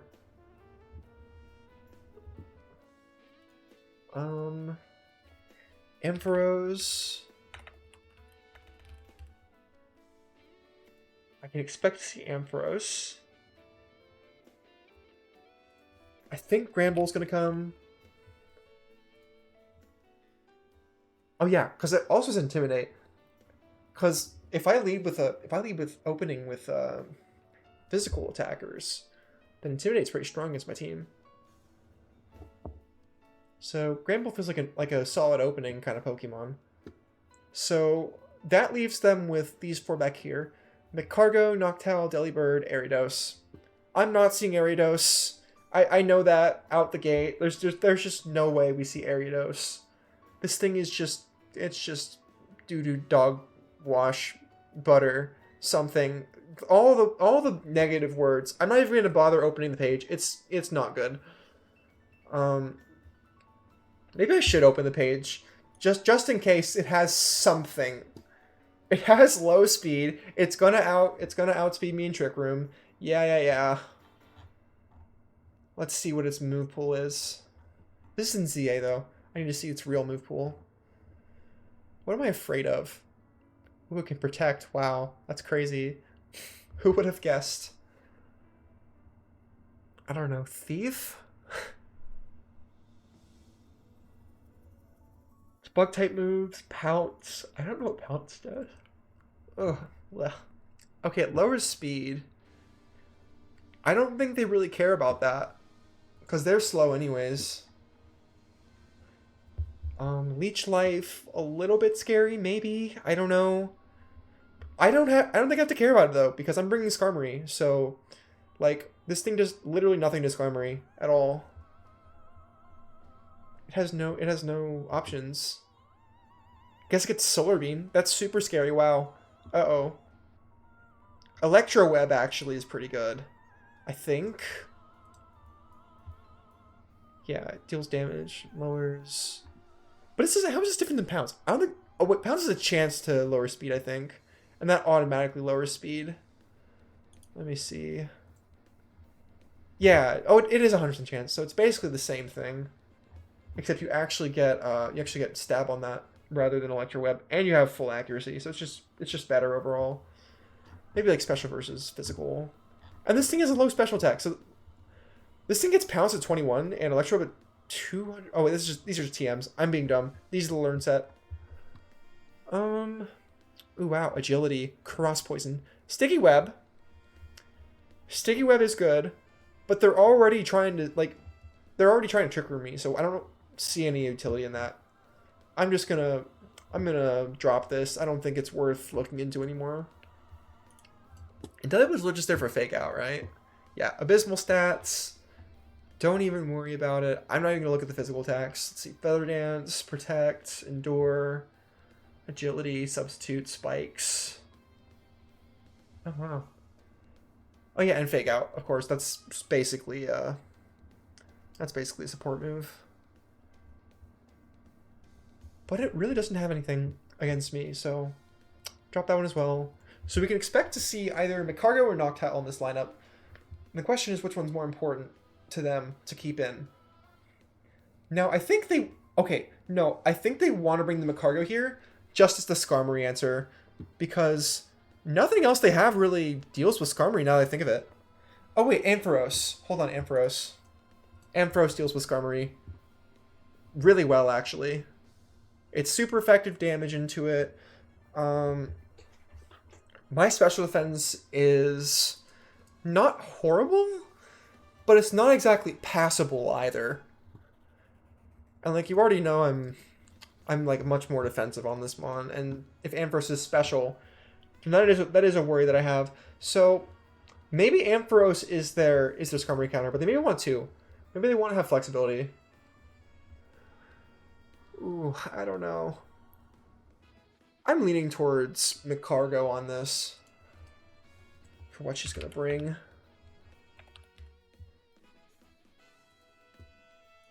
And what does Noctowl have?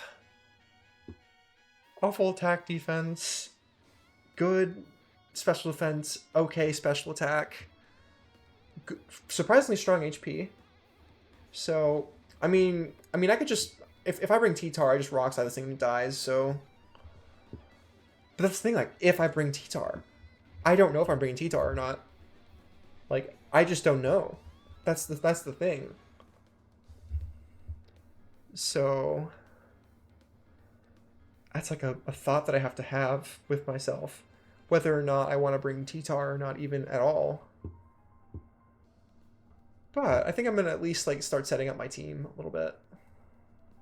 Hold on, I'll just minimize this. It'll be easier if I do this. Okay, so Determined Suicune is like good for this matchup. Wheezing Galarian is great for this matchup. I am super happy with that. I want to bring Meganium. I want to bring Skarmory. Those are my for sure's. Question is, what else do I want to bring? Oh, is it worth bringing the Houndoom just to anticipate the Steel-type Terra? Because I also could do Terra Ground Tyranitar, but that's so weak into this. It's so weak. If they're bringing Azumarill and Venusaur, like, that's so weak into this. It seriously is. Let's think.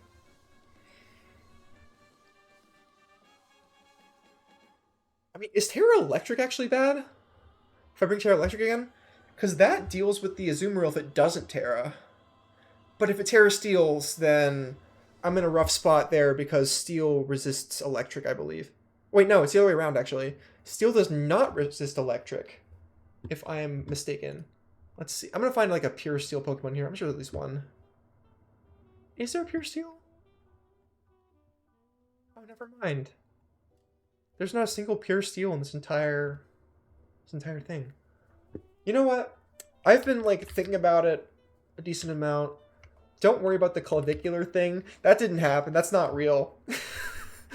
Oh my god. I just remembered all of the insane things that I've seen on Twitter recently about this man known as Clavicular. I am like every time I see something about him, I'm like reeling, just like partially from laughter and partially from like, what the hell is the world right now? Like who is this man? Oh my god! Actually, first comment in the chat is when I talk about fucking Clavicular. That's crazy. Do you want me to stop? I'm so dead.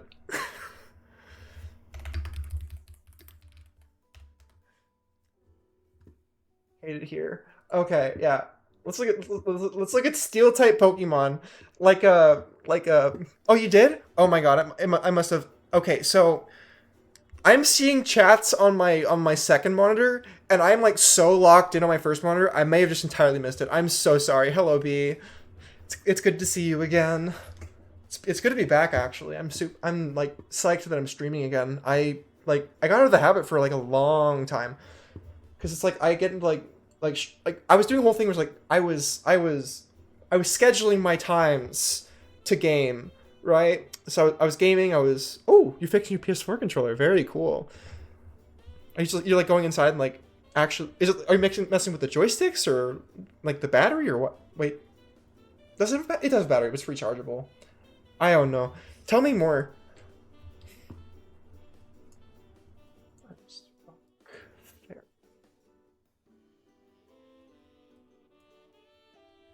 Oh yeah, that makes sense. That's always a good time. Joystick drift.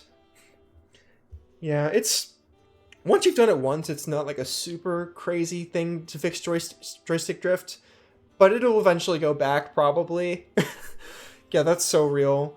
I swear, like at this point, like if my controller has joystick drift and like it repeatedly goes back to being drifty, I just go get a new controller. Like I've been buying third-party controllers, so they're so much cheaper than like the $70 ones they sell directly from like whatever company it is, like Nintendo or Sony or whatever. And it's like, ugh, I would just rather buy a $20 controller, have it break sooner, because I don't use controllers often enough that I'm gonna break them all the time. At least not anymore. So like that's just like my go-to. I'd rather honestly just buy a new cheap controller than fix the old one, unless it's like a really nice controller. But yeah, okay, so steel and electric, there's a half relationship there, but it doesn't go both ways. This is the defenders, these are the attackers. Okay, steel does not resist electric. That's pretty big, actually. So possibly that could be a move. Terra Electric on the Tyranitar again. Oh, I think that's a possibility. I'm loving Terra Electric Tyranitar. It's so good. And it also removes my weaknesses to these two jokers right here. Although it does make me a little more vulnerable to Macargo.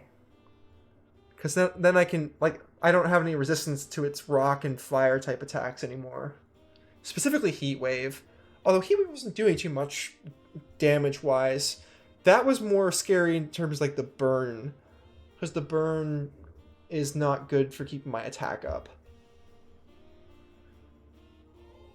Question is, how afraid am I of that? Because I think I wanna try to be more like special in this matchup. Even if they have like 5 light screen users. My gosh. I think I can expect light screen to be run in this matchup. And if it is, I can pivot to T-Tar and just wreck house with Rock Slide or something. Because what here resists rock naturally? Let's see. Nope. Nope. Nope. Does grass resist rock? Let me see. That's one of the more obscure ones. Grass, rock. It's not. Okay. No resist, no resist, no resist. Super effective, doubly super effective, I think. Super effective. Yeah, so T-Tar, if I don't see a Terra type, and they don't, like, prepare for it, which they will, they are going to prepare for my Tyranitar. There's no way. Like, she's absolutely going to have answers to my Tyranitar. She has multiple answers to my Tyranitar. Does she have answers to my Terra Electric Tyranitar? That I do not know. That I do not know. Because this team has a similar problem to mine, where it really doesn't have, like, it doesn't have any ground type coverage. So it doesn't have a great way to deal with electric types. Yeah, so... yeah, the issue there is if I run Terra Electric on Tyranitar, I'm sacrificing the opportunity to go Terra Ground to deal with the Ampharos. Although, I mean, I could just run Earth Power and not have Stab. I'm actually curious to see how that goes. Let's see here. So, let's throw a Tyranitar in the damage calculator. Is Choice Band a good idea on this thing? I don't think Choice Band's going to work out in this setting. Set ourselves to 50. Terra Fairy's interesting. I don't think Terra Fairy does much for me in this matchup, though. Okay, so the defending Pokemon is going to be Ampharos. Look at these stats. See what they might actually go for on this. Make sure I'm running Earth Power. Okay. Level 50. Oh wow, that's actually very weak. It's only doing half damage into the Ampharos. A Crunch actually does more, it looks like. So maybe going for something super effective isn't even the move.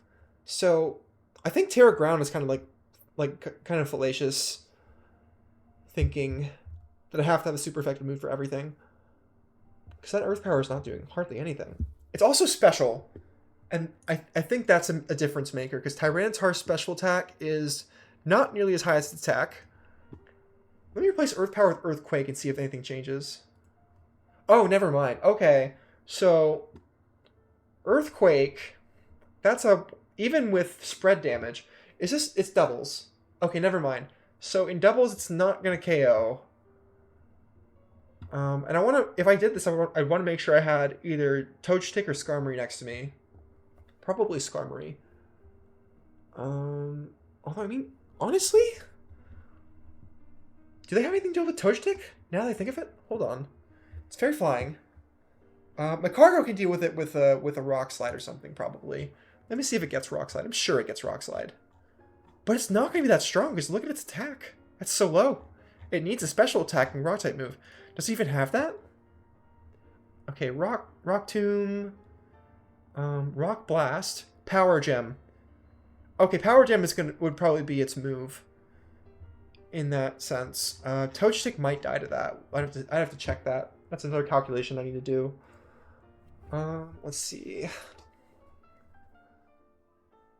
Where was I at? I was looking into this here. I mean, honestly, putting Earthquake on this could be a good play if I run both Togetic and Skarmory. Because with these two, they're gonna not take any damage from the Earthquake because they're flying types.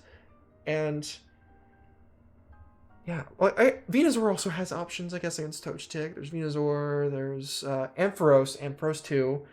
I have to think about Ampharos. Okay, there's a lot of answers to flying types on this team, and fairy types.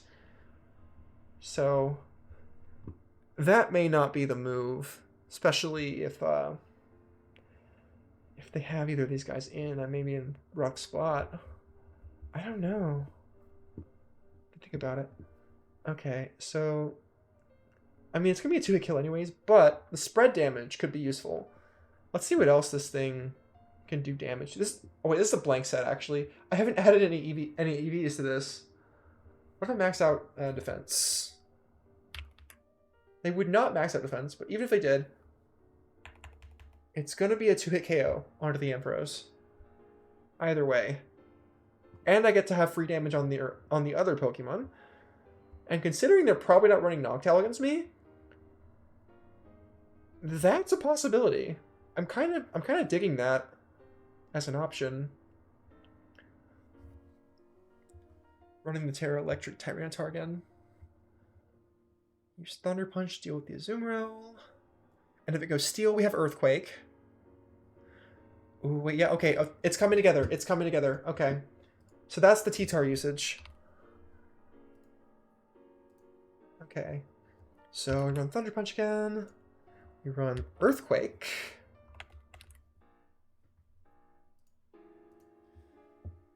Let's see. Do we run Assault Vest again? Let me think about this. What am I scared of coming out of the other team?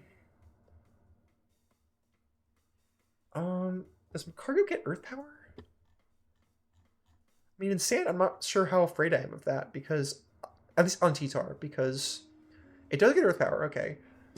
But its special attack is decent. It's got decent special attack. That's right, yeah. Okay, I mean, I don't hate the Assault Vest into this. There could possibly be something else I want to work with. Because then again, I saw Yawn on this thing, and Yawn scares me quite a bit. I don't like falling asleep, personally, so getting Yawned really sucks. Like, it's awful getting Yawned. Very, very bad. And this thing's probably running Flame Body, too. Let's see. What does Magma Armor do? Oh, that's outside of battle. That's all it does. It just prevents you from getting frozen. That's useless. And Weak Armor. Okay, so it gets faster if it's hit with a physical move. I don't see why Macargo would want to be faster. So they have to be running Flame Body. And I have to be prepared for that. I mean, Sandstream's really my only option here. Wait a second. Unnerve into the Azumarill will be such a troll. That would be such a troll. Oh my god. Imagine if I have T-Tar in. Wait, actually no. You know what? It's not a troll because it's telegraphed. Because Sandstream comes out automatically. And if I'm running Unnerve, there's no Sandstream, which means that Electric Soul is going to know that that I'm going to be running Unnerve, and that's going to probably affect how they play the game. But it does sort of limit them in a sense. Basically, like they know that I can take them out if they try to do Belly Drum, because they're not going to eat their berry. Ooh, okay, let me think about this. So what Pokemon did I say they were going to bring? Okay, they've got only one of these Pokemon has immunity to Sand. That's Macargo with the rock typing. And all the rest of these will get buffeted, but they also have the option to Terra into something that can survive the Sandstorm. For example, Terra Steel Azumarill. Or they could go into, like, they could bring in, like, Safety Goggles or something. See, I don't know why they're not listed in the in like the useful items. Yeah, because this prevents damage from Sandstorm and Hail. So, or I guess Hail not anymore. This is literally, it's like Hail got changed to Snow, and I don't think that deals damage anymore. So I think it's only Sandstorm that these actually work in. So people will be running these specifically against me and me alone. I'm the only Sandstream user in the league. So I have to think about that. So there will be Pokemon they're running that won't be affected by Sand, and that's okay. I'll try to figure out which Pokemon those are. Okay, let's see. Let's actually, you know what? I think I've pretty much decided. I've decided there's 6. I think I need to figure out what my 6th is going to be. And then once I do that, I'm going to build a couple teams and maybe do a practice match. Okay. Could it be Togetic? Okay, I'm kind of like, I'm definitely not gonna bring Apom or Dunsparce into this. Obviously not Dunsparce. Dunsparce is nothing. Does nothing for me except be slow and silly. I'm gonna look at his abilities again. Runaway is useless in battle. Serene Grace basically makes effects stronger, like more likely to happen. But this thing's only useful if they set Trick Room. Like if I try something with Flinch, I see like I could do like a King's Rock, something like that. King's Rock, Razor Fang. It still gets you to 20% flinch, which isn't bad. But if you're going if you're going last, that's not amazing. And it's like one of my 4 Pokemon. I don't even know this thing gets a flinching move. Let me see. Bulldoze doesn't flinch. That's your lower speed. Smart Strike doesn't flinch. Air Slash. Air Slash does flinch. Serene Grace plus King's Rock, I guess. It's a possibility. But, like, if I'm going last, I don't think I like that. Because the whole point of flinching is to prevent your opponents from moving. And if they move before you, then that's kind of useless. This is literally only useful in a matchup where I want to, like, bring Houndoom and rattle it. Because, like, I can get my speed up and then do Air Slash shenanigans.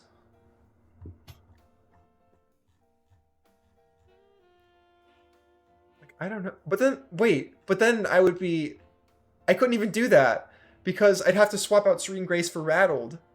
And, like, then I wouldn't get the Serene Grace boost, having, like, increased likelihood of effects.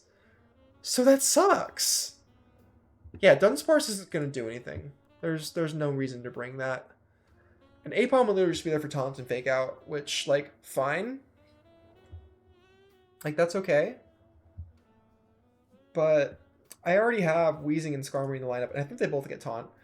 Weezing definitely got taunt, and I think Skarmory does too. Yeah, it does. Okay. So I have options for the lead. For sure. Okay. So I don't need to worry about having like a third taunt user. That's like kind of overkill. Maybe 2's nice. Okay. Do I want to bring Togetic just in case like Tyranitar's threats are gone? Because if I do Terra Electric, then I still don't have like a great Ampharos counter. Wait, I totally do. Let me do the damage calc on Ampharos versus Togetic, because this could actually be like kind of nice. Especially if, like, I'm forgoing the follow me, and just depending on the matchup, it depends on what Pokemon I'm up against, whether I do this or not. But it's important that Earthquake's a 2-hit KO on Ampharos. Like, even with the highest possible defense, it is. And that's super important, because then I get free damage on Ampharos' partner, and if I have Togetic or Skarmory, and so, like, I'm chilling there, so... What I need to figure out is how the Ampharos Togetic matchup is, I think. Let me see. I also probably need to anticipate what Ampharos is going to be going for in this environment. So I'll look at that. Oh yeah, so Togetic, I'll do a blank set because I know what I'm running already. So I'll have to think about, actually wait, Terra onto the Togetic could be really good too, if I don't do something other than Fairy. Although running Draining Kiss on this thing's really good, and having like a boosted Draining Kiss is great. And if you do Terra Fairy, you lose the Flying type. But if you do the Terra Fairy and lose the Flying type, I can't Earthquake without taking damage. So that's the trade-off, I guess. So I'll have to figure that out, how to play that. So we're level 50. I'll pull up Togetic's page. Probably gonna run it the same way I did in the last game. I want to max out HP for sure. I do not care about attack at all. That can be my minus nature. Although, if I'm in Trick Room, I might want to minus speed. Because I'm not going first anyways on this thing. So it might be better for me to do that. Because, like, foul play is not a problem. Because I'm a fairy type. And it resists dark, so that's not a big deal at all. And it's already a super low attack stat anyway, so it's not doing anything to me at all. So we could lower the speed. And maybe go increase the defense? Maybe? Well, maybe we want to, because defense isn't going to get as much from the Eviolite. Maybe we want to spec into defense a little more. So we can, like, even out our defenses. Okay. See, defense, special attack. Yeah, we don't care too much about special attack in terms of EVs. I mean, special defense is already going to be. We want to boost that. I think calm is the nature that we want. Yeah, okay, it's going to show us. Oh wait, no, that's up special defense minus attack. I want up special defense minus speed. I think up special defense. Minus speed. Where are you? Here we go. Sassy. Toadstick is a sassy gal. Okay, what are my ability options? 3 Grace, Super Luck. Doubles the chance of moves. I've already looked at this one. Specifically stat changes, status elements, or flinching. I mean, I don't want to go for the King's Strat on this because this needs Eviolite to function as it's supposed to. Would having a stab flying type move be good on this thing? Because it's better into the Venusaur, but it's worse into the Ampharos that way. And I think I'm more worried about Ampharos than Venusaur. Super Luck. Raise the ability bears critical hit ratio by 1 stage. Low-key. Critical hit, draining kiss could be crazy.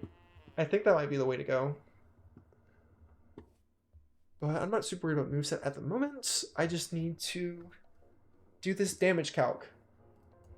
Let's throw max special attack on this with a special attacking nature. It's most likely going to be up special defense, down speed, like quiet. I had to guess. Let's see what are Empress's abilities. So static and plus. I know what static does. What does plus do? Oh, this is just a thing with plus or minus. That's such an interesting hidden ability. I didn't know it had that. That's fun. But they're not going to run that because they're not running plus or minus. So it has to be static. Okay, and I'm going to throw... What's the most likely attack move it's going to have? Let's see. So 115... Yeah, it's going to be running special attack for sure. This thing is a hard special attacker. So I need to be worried about discharge probably. Let's throw a discharge on here. Let's see. Discharge.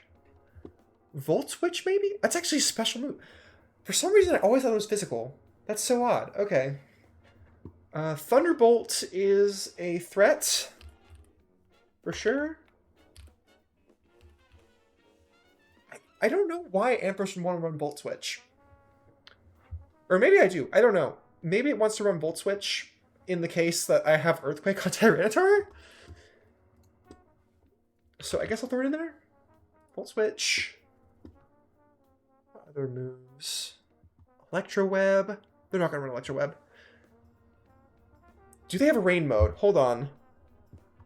If they have a rain mode, Thunder is scary. Let's see. Azumarill. Let me look at the Rain Dance mons.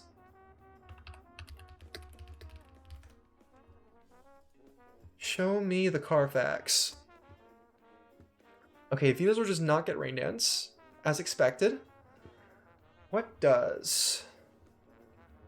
Azumarill gets Rain Dance. Azumarill gets Rain Dance. Okay. Not awesome. Slightly unawesome. Because that's going to reduce ground type moves power. And if they go Terra Steel in the rain, that's pretty strong, actually. Politoed, Wooper, Quagsire, Slowking, Kingdra, Raikou, Suicune, Lugia. Okay, so Azumarill is their only Rain Dance option. Question is, what else do they get from Rain? Let me see what their team's Rain mode even looks like. What are they bringing in the Rain? They're definitely not bringing Macargo if they want to go Rain. Ampharos they bring, Porygon 2 Force they bring. Probably Gramble as well, just cuz. Gramble or Venusaur, but that's a solid Rain mode. That is solid in the Rain. But you know what else is solid in the Rain? Suicune. You know that's not solid against? Azumarill. Oh, okay. I mean, I guess I could like fight around it. If they bring Venusaur, how does Venusaur fare against an Ice Beam from Suicune? Probably pretty well, if I had to guess. Probably pretty well. Where did my damage calculator go? I had it up. It's a Brave tab, that's why. Okay. I'm getting so off topic. I was supposed to be doing these damage calculations. Okay, at the very least, Thunderbolt's not killing one hit. But I think it has a chance to paralyze. Most of these moves do, so that's not awesome. If I'm paralyzed on Togetic, it's like a 25% chance that my move doesn't come out. That's not amazing. Yeah. So thankfully none of these moves KO in one hit. Thunder doesn't either, surprisingly. Okay. So at the very least, if we see Thunder... Wait, how about the Rain up? Does not change the damage. I know that the Rain changes accuracy of moves, but I didn't know for sure if it changed the damage. It does not. So, at the very least, I do not have to worry about any of Ampharos' moves one-shotting my Togetic. Right? I mean, Flash Cannon's not going to do anything because, like, Ampharos is electric type. It's not going to get stabbed. And special attack works the same way on either one. That's just going to be worse than all of these options, probably. Or, like, somewhat worse. But I will definitely need to run Roost on the Togetic if I bring it. Let's see. The fact that I can't one-shot it is huge, though. Absolutely crazy big. Because that way, they're forced to switch out the Ampharos, probably, just because I'm going to Earthquake them again. They could bring Terra Flying on the Ampharos, in which case I could also, like, bring Stone Edge or something. Rock Slide. Do they have Wide Guard users? That would be good to know if they did. Wide Guard.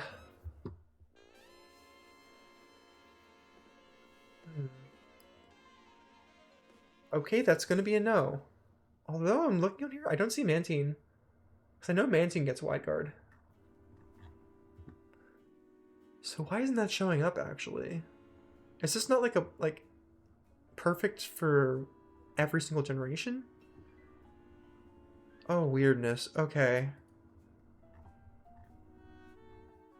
Because I know it gets it. I literally fought against that last week.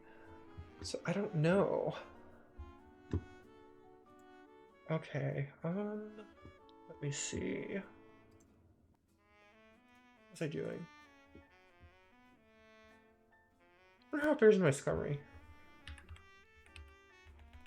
I could probably import my sets, honestly. I'm gonna do only show imported sets, I think. I need to stop procrastinating on actually building this team, because I'm gonna be ending the stream in like 45 minutes. Okay. Yeah, I think at this point, I think I'm going to do the whole stream doing team building and maybe focus on doing playing Soul Silver tomorrow. So I do want to start a playthrough of that and just have a good time with it. Because I played through most of the Pokemon games, but I never actually finished Soul Silver and Heart Gold. Like, when I was a kid, I was really bad about, like, not finishing games. I would, like, stop at the Pokemon League and never get any further. But, Like that stopped it for like Gen 5 onward. But I went back and I beat Gen 4. I beat Platinum, and I went back again even further. I started with Diamond Pearl, but and I never really played Ruby, Sapphire, Emerald. But I went back and played Emerald, and I've beaten that now. So the only one left on my list now that I think of it is actually Heart Gold Soul Silver. So I'm gonna be trying to beat that. I think. Trying is the wrong word. Like, cause it's Pokemon. Come on, all you have to do is level up your Pokemon somewhere, and then you'll be high enough level to beat everything. But I could also do a Nuzlocke. That's also a possibility. I've never done a Nuzlocke before, and that is a fun little challenge when you're playing Pokemon games, because like it restricts you in a lot of ways with the rules. Like you can only collect one Pokemon per route. You have to, like, if your Pokemon dies in the game, they die in real life. Like there's all sorts of like crazy rules in Nuzlocke that I've been wanting to try out for a while because it seems like a lot of fun. But I could totally do that actually. That would be fun. That would be a good time. Anyways, let's get back to it. I mean, I think it really is the right bring with Togetic. I am sacrificing Houndoom again. And like it's fire and it's dark. And I don't think like the dark typing matches really poorly in this team because of the Granbull and the Azumarill.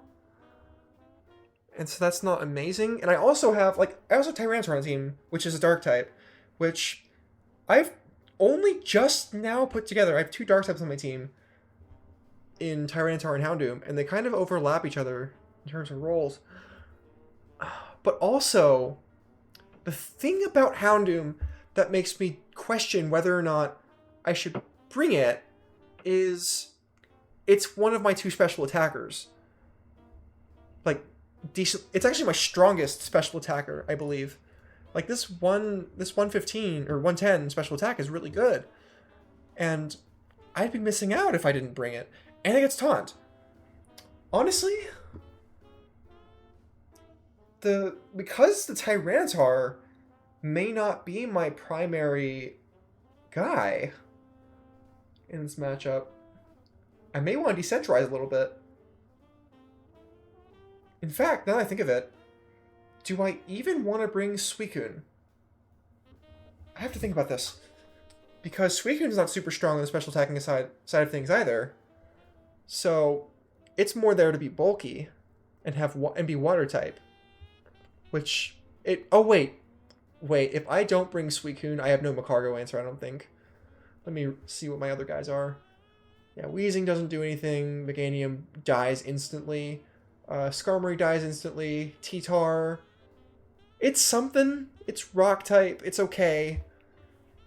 The Earthquake could do numbers against Macargo, because that's another 4 times weakness of it. But if they Terra, I'm like the plan goes by the wayside anyways. I have to focus on the other guys and figure out what to do on the fly. That's why I love about Terra so much. It's by far the coolest battle mechanic that they've ever come up with. Like the gimmick mechanics. Like there's 4 of them, right? There's Mega Evolutions, there's Dynamax, Z moves, and there's Terra types. Mega Evolutions were super duper unbalanced. You only got them on certain Pokemon, so you'd only ever see those Pokemon in tournaments, pretty much. Well, that's not entirely true, but you would see Megas a lot. And there's like it's like you're limiting what Pokemon can Mega, and that's kind of cringe. And you know it's coming if you see the Pokemon in there, so it's predictable. And it's a little too meta defining in a sense. Like in terms of what Pokemon you bring. Dynamax felt like it just controlled the entire game. It was like you have 3 turns of this giant Pokemon who does everything for you, and that's kind of boring in its own sense. Z moves, it's just like one big move. You get one big move, which is like kind of more of a step in the right direction in a sense, but also like I don't know, like I just think about Twinkle Tackle. Have you guys seen the animation? Have you seen the animation for Twinkle Tackle? This is actually ridiculous. Hold on. Pokemon Twinkle Tackle animation. I like, you have to see it to believe it. I'm gonna turn off the volume. Oh, it's already off. Just look at this. Just watch. Just watch in shock and awe at this absolute beautiful animation that we got here. We're surrounded with Z power. Twinkle Tackle. Let's see it. So we're flying. We got like some sparkles behind us. We're just like, the Zuri's is just like bobbing back and forth like this. And it's like, it's not even it's not even animated. It's just you're rotating the 3D model like back and forth along the Z axis or whatever. It's so stupid. It's oh my god. Like, I don't hate Z moves. They don't break the game as much as the other, like, as much as like Megas and Dynamax did. But it's not nearly as flexible as Terra types. Because Terra types bring like every Pokemon into the game in some way. Like, a lot of Pokemon have coverage moves that they can't normally like get stab on, but if you Terra them, you have stab on that move for like the rest until your Pokemon is dead. And that's so sick. And also you can do defensive Terra types, so if you're expecting a Pokemon to come in and like wreck your shit, you can just come out with a Terra that's gonna prevent them from doing that, which is like really sick. Especially if you're on a Pokemon like Titar, who has a 4x weakness like fighting. So if I like, this is why everyone says like Terra Flying is so good on this thing, because if someone tries to throw a fighting type move at you, you're just gonna tank that super easily because you're flying type now. So screw you, fighting type users. It's just that easy. So like that's the whole thing behind that. I honestly, like, flying feels like a pretty vulnerable type to me for the most part. So it really depends on the matchup for me if I really feel like running that. Like, I'm sure there'll be at least one matchup where it feels viable. Like, I may want to run that into Umbreon's Reunion Bash because its Hitmontop terrifies me. Like, way more than the Heracross did. Because Heracross was bug fighting, I can just kill up the flying type moves super easily. Unless they Terra into Rock, which then, like, oh well, I'll figure it out. But Hitmontop is very, very scary because it gets to be a fighting type that's going to be in the lead, and it gets Intimidate, and it gets to hit me with fighting type moves. So that's like when it's actually kind of worth going for like Terra Flying, Terra Blast or something like that. But I don't know if I'm going to do that in every match. I think it's like really dependent. But I still feel like Terra Electric is going to be so strong in some matchups, especially if I'm expecting Rain to come in. Because Electric types in the Rain are actually like so good. Okay. I got so sidetracked. There's Twinkle Tackle on my screen. I need to remove it. I'm only streaming for like 30 more minutes or something. Okay. Yeah, so let's think about moveset. So, want Roost. Want Follow Me. Those are standard needs. Honestly? Oh, well. I was thinking like maybe I go something that resists the thunder or the electric moves. But that's like electric and ground. I don't want to run Terra Electra on this thing. I don't think it's really worth it. I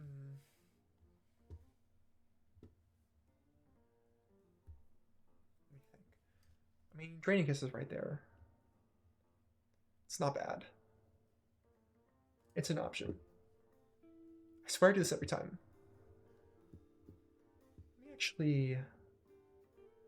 I hope that I can... Okay, I can't have multiple teams open, unfortunately. I could probably just grab my Toad Stick from this and import it to my other team. Because I'm honestly like really happy with the way this one was spec'd.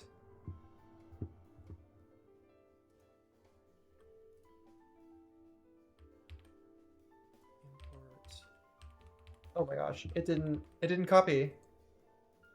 Unfortunate. Okay. Yeah, I'm gonna try that again. Now I can copy that. I can copy this text here and paste that in. Okay. That makes sense.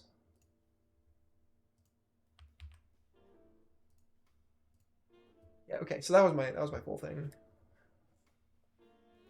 Ooh, wait, hold on. Do I get light screen on this guy? I forgot. I do. I do get light screen. Very cool. Am I okay? I mean, light screen could be nice. Let me see how badly this like okay, yeah. Thunder would be a 2-shot, but everything else is like 3-4 hit KO by that point if I light screen. I mean, thinking about it, Makarga's a special attacker, Ambrose is a special attacker. I think Venusaur is also a special attacker. Let me close a lot of these tabs. Reset a little bit. Azumarill's physical, obviously, so is Granbull. What is Venusaur? Venusaur is more of a special attacker. Okay, so I'm more interested in running running Light Screen, I think, into this. Because Granbull's frail. I could take that out pretty easily, I think, with a special attack. Because that's low special attack. It's not going to be spec'ing into that, I'm sure. Even if it was, I could probably outcoat with something. Maybe. Well, actually... Ooh, I don't know. Oh, my special attack is so weak. Other than Houndoom. I think I have to run Houndoom. Over Suicune or over Togetic?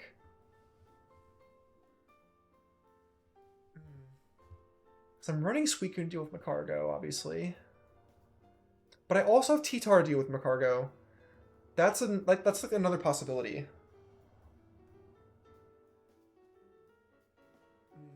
Okay. This is like kind of crazy, but I am low-key thinking about switching out Suicune for Houndoom. If I do that, what are my team's weaknesses? What am I worried about? I'm worried about Azumarill. I mean, I have 2 effective counters for that if I run Terra Electric again on Tyranitar. And then I have Meganium. And I have Weezing. So Azumarill actually has a lot of rough, kind of a rough time. And if it Terra Steals, I can bring in Earthquake with T-Tar.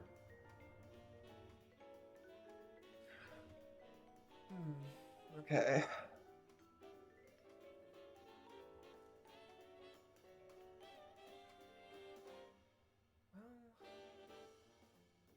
I don't... Tailwind. Do I want to run Tailwind into this team? They're already so slow. Let me just take a look at what my stuff looks like for that.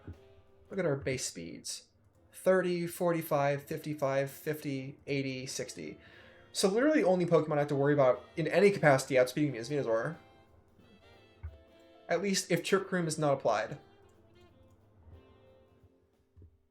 So I just get to go first. A lot. And I don't think they're going to lead Venusaur. I don't know why they would do that. Because, I mean, I could very easily lead Houndoom. And then Venusaur's not in a great spot. Okay, yeah, so I'm not even gonna bother running Tailwind on anything. There's no reason for it. But I do have reason to run Taunt. On like everything that can learn it.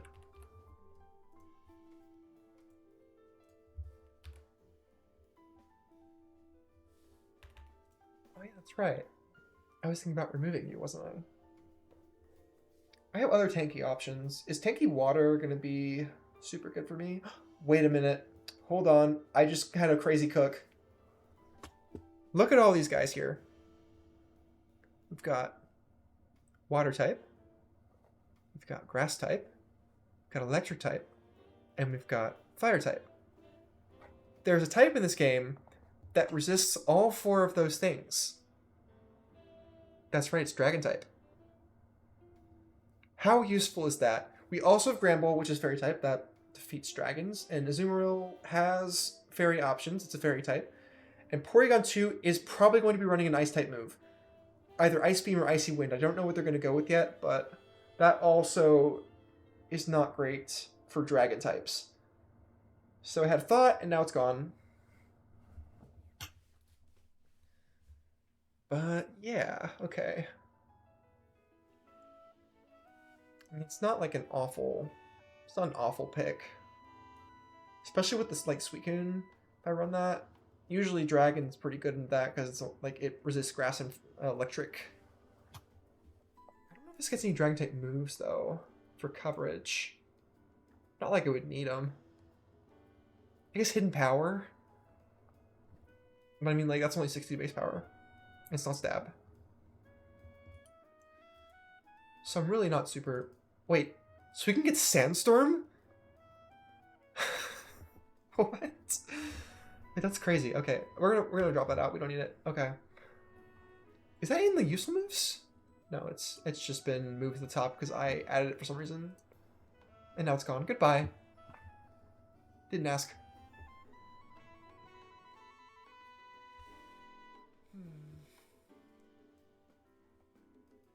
Oh, wait. We need a big crunch on this guy. If I run 4 fighting type moves, I might just want to run Assault Vest again. Because special attackers are problematic.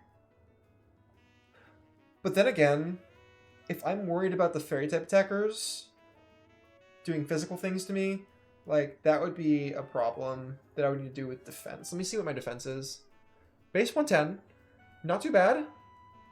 My special defense is going to be up in the sand. Did I spec new defense last game? Let me see.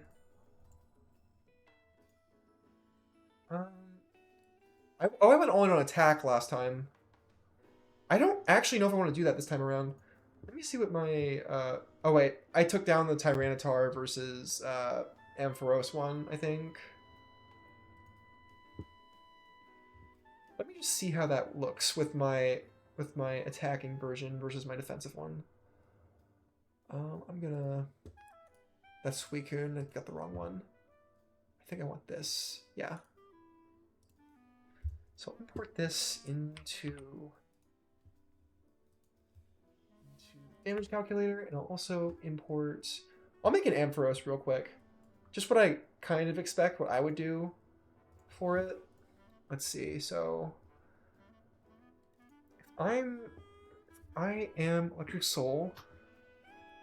How do I want to play this? Of course I want static. That's super important. I probably want max HP on this thing. Just to get as much as I can out of my defenses. And like... Okay, we definitely want negative on the speed. We want to be slow. We want to be super duper slow. And we probably want a good nature on the special attack. But then we might want to go in on HP. I really want to do plus special attack, or special defense. 237 defense, that's good. This is a 100, I don't need 50.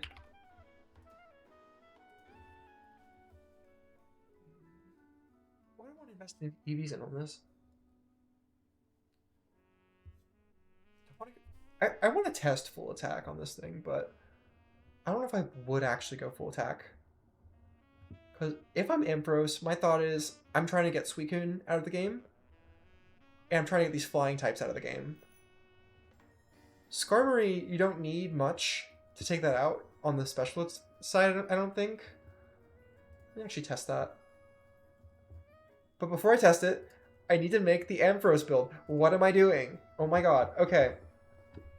Yeah, I'll just do max on the special attack with a nature that supports that. And what the heck, we'll just throw the 4 into special defense. Okay.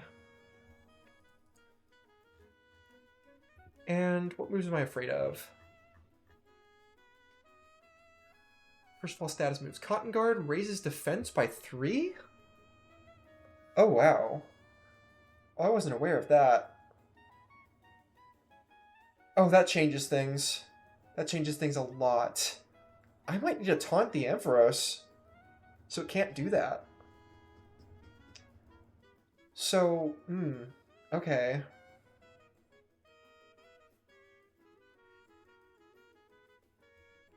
Curse, I'm not worried about. Heal Bell, that could be...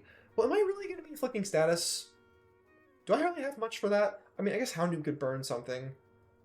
But Ampharos doesn't really care as much about burn because it's a special attacker. It could be worried about getting poisoned.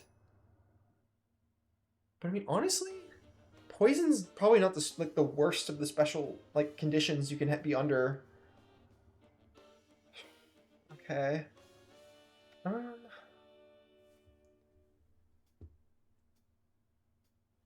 Well, I'll give it discharge for the spread. I didn't run Ampharos in the last game, so I don't know what the plan is exactly. They're probably bringing Cotton Guard. I can't imagine they wouldn't. And Earth Power is so weak for me because my T-Tar doesn't really get a strong Earth Power. This thing with Cotton Guard probably, if I go to more defensive with it, actually...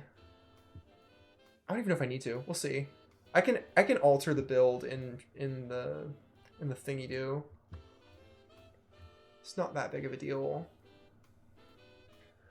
Does Ampharos want coverage?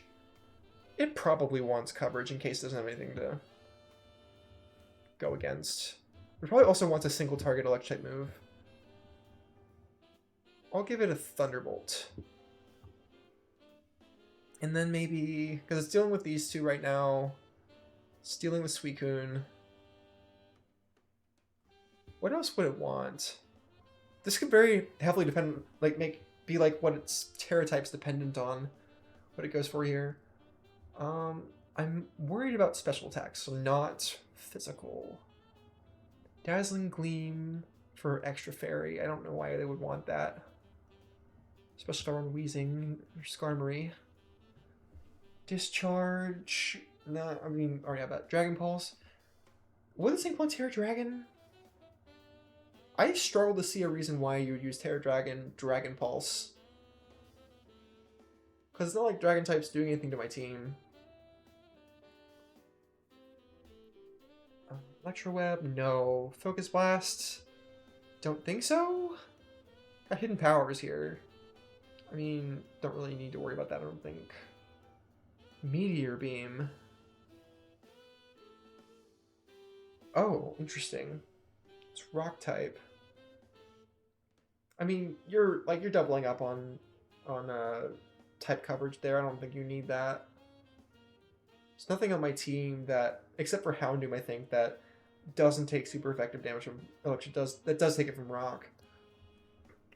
Power Gem. Signal Beam. Tarot Bug. Hold on, is that a cook? No, it is absolutely not a cook. That is the opposite of a cook. Everything I'm bringing is it completely destroys Bug, except for Meganium. And I'm sure you have another answer to Meganium than Signal Beam on the Ampharos. Anyways, let me see. I mean, they might just go Terra Electric for the extra damage. That's also a possibility. I don't see why they wouldn't. They could go for Volt Switch. Although I can't see why they wouldn't bring Cotton Guard. That's such a strong move into my team, especially because I'm such a physical team. Relatively speaking. What is my Weezing special? I think it's physical, actually. It's slightly better than the physical than the special.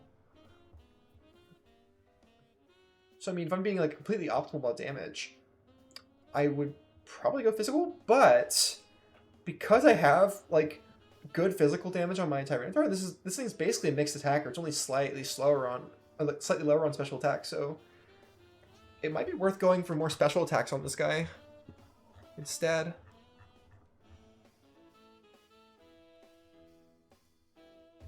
Food for thought. Okay. Let's see. I mean, They probably want something for coverage. Dazzling Gleam is not great for them. Well, that does go good in the T-Tar, so I'll throw it to Dazzling Gleam on there. Might be a play for them. Ooh.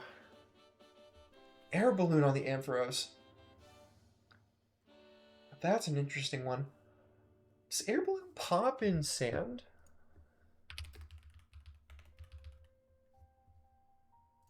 That's the question now. Does Air Balloon pop in sand? This says when holders attacked. But it also says until hit.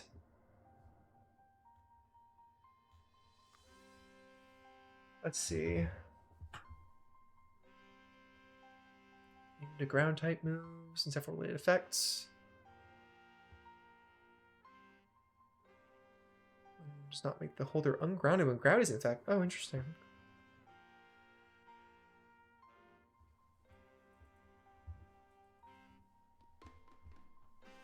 First magic room's an effect.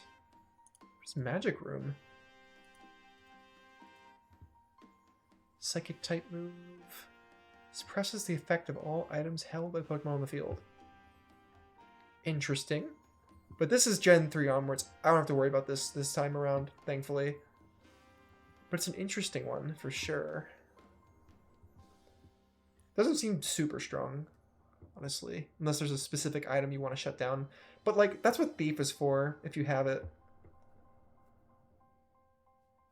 I don't know. Although, like, Thief into Azumarill wouldn't be great, because it's Dark type. And if it's Terra Steel, that's, like, still not great. I'm not seeing anything about interactions with Sandstorm and Air Balloon on here. Maybe I could test it? I'll put an Air Balloon on this guy. But I should check and see what else it has that could be good. It could be running Life Orb. Especially, actually, wait, hold on. With the Cotton Guard up, that could be super crazy strong. Although, wait, if this thing has Cotton Guard, it may want to run Light Screen to cover its bases. Rather than coverage. That's what I would do, I think. Let's see. And then I could run Life Orb pretty safely. God, this is terrifying Mon to fight against. Holy cow.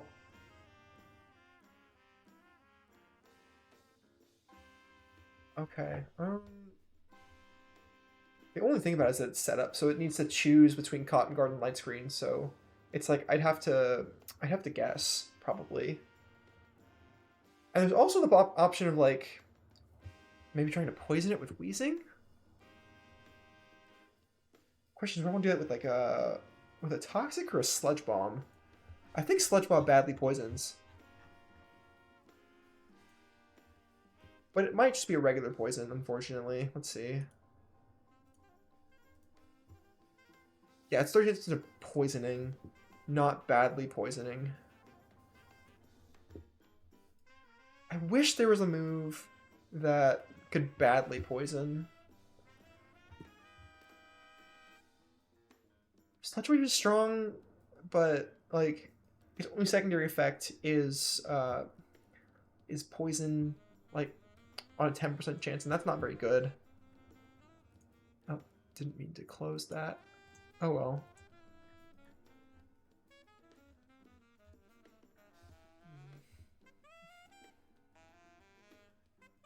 Let's see.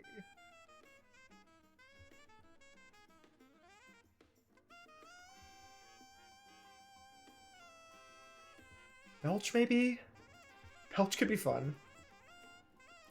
Only works with users previously concerned with berry during the battle. Manually feeding a berry from the bag does not count. Okay, yeah. That makes sense. I could throw a berry on this guy and go for, like, a Belch strat. It's pretty strong, seemingly. What's the... It's 120 special. I need a good special attack, so... I mean, the 90 accuracy isn't fun. That could cause problems. But, like, 90% chance to hit is still, like, pretty strong.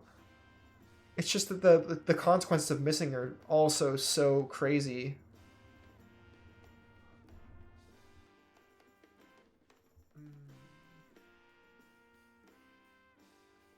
Do I run Memento on this thing?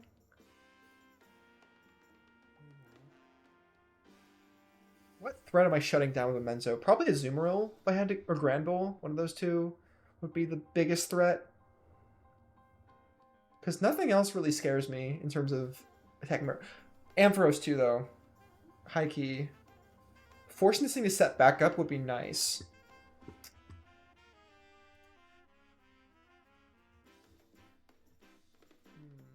Okay.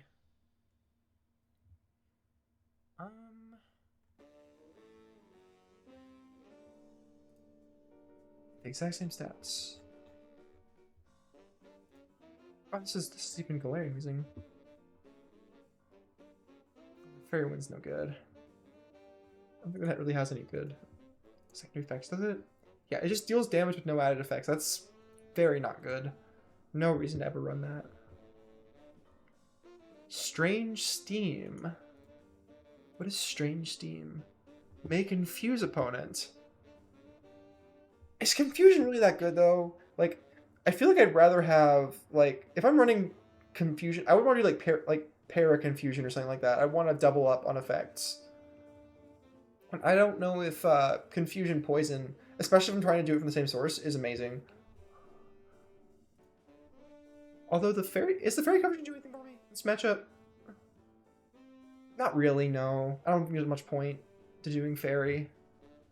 I think poison serves me much better because it deals super effect damage into the Azumarill prior to Terra Steel. However, like even like Steel does this fairy, but it's immune when it comes to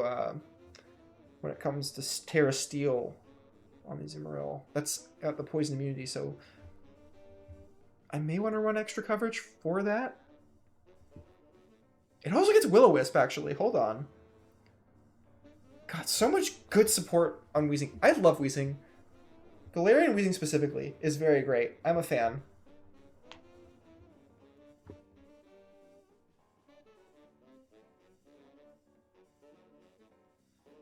How's my special defense, though? It's not great. I knew there was HP, really. I mean, an opponent like this with subpar special attack, is it really worth going for a move that only hits 9% of the time, even if it does have high base power? Because that does, like, alter my strat. Hold on. No, that's weakness policy I'm thinking of. Wait. There are berries for this. I should just look into the... Oh, wait. That's just, like, regular berries. Show me the entire list of berries and what they do. I need one that raises my attack or special attack when I get hit by a specific type of move. I want one of those.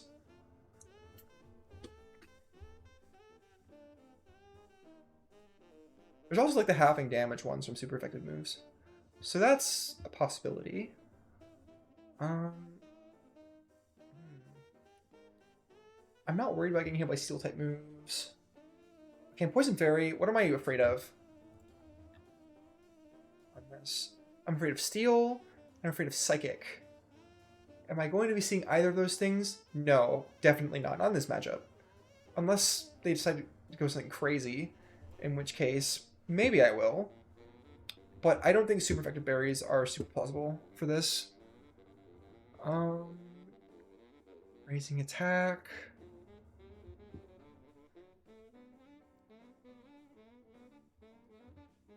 Oh, reconnect, please. Don't shut me out. I want to still have my stuff open, please.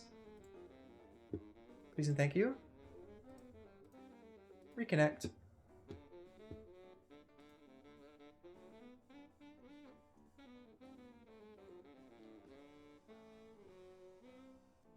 Okay. I actually want to go into it. There we go. Yeah. Damage attacker by something when hit by a physical move. Damage attacker with special. Raises defense when Oh, wait, hold on. Keyberry, maybe? Keyberry could be silly. Although, wait, hold on. Keyberry could be silly. Like, there's a realness to that. But, look at the type matchups of all their guys. These are their physical guys right here who would be worried about that. And, I mean, they're both fairy types. And I resist fairy anyways, so I don't think I need to worry that much about them, honestly. Like, Galarian Weezing might also be overkill against them. And Aqua Jet from Azumarill is a little scary, but that's really only if it gets Belly Drum off. That's the only reason I'd be scared of it. But if it's going for Belly Drum, it's not going to physically attack me. I think if I do Berry on this thing, I need to do the special attacking version and raise special defense. Like a Moringa Berry. Like, that's probably the way to go if I do a Berry. Like, raise special defense would be nice to have, because I'm already, like, pretty tanky on the HP side of things. I'm going to do, like, full 252 HP, and then I split the EVs amongst attack and special defense. Or no, special attack, special defense, because I don't want this guy to be a physical attacker all that much. I don't have that in the it's not in the cards. So, yeah, thinking about that.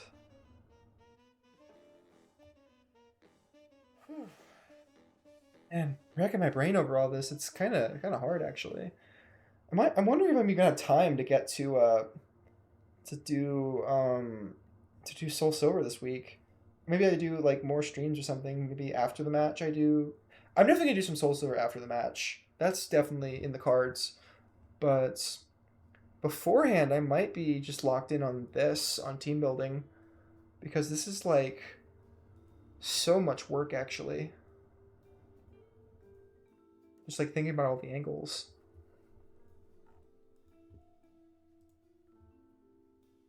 Okay, I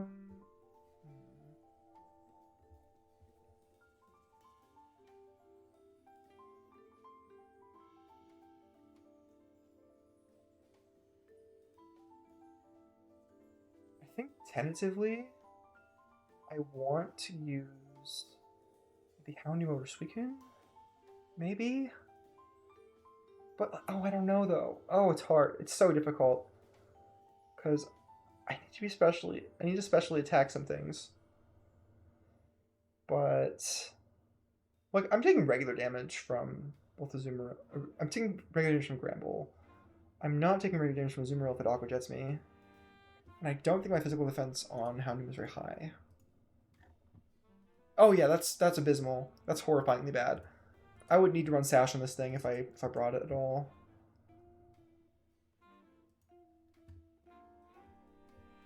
Oh, what a dilemma. Ugh, brain tired though, so I think I'm probably gonna take a break from this and go enjoy my evening or something. Or maybe I'll work a little more on this little website I've got going. I recently learned about this thing called NeoCities.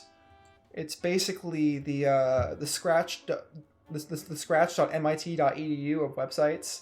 It's kind of fun. It's like an easy hosting thing. You just throw HTML code in there and it automatically hosts it from a subdomain. Like I chose Pokemon Draft 2 for this one. So that's my little website. Yeah, it's just like an HTML right now. I'm planning on like porting it all over to Vue so I can add more interesting things. Like I want to do something where I don't have to open a billion tabs just to watch replays. I want to be able to watch replays through this website as well.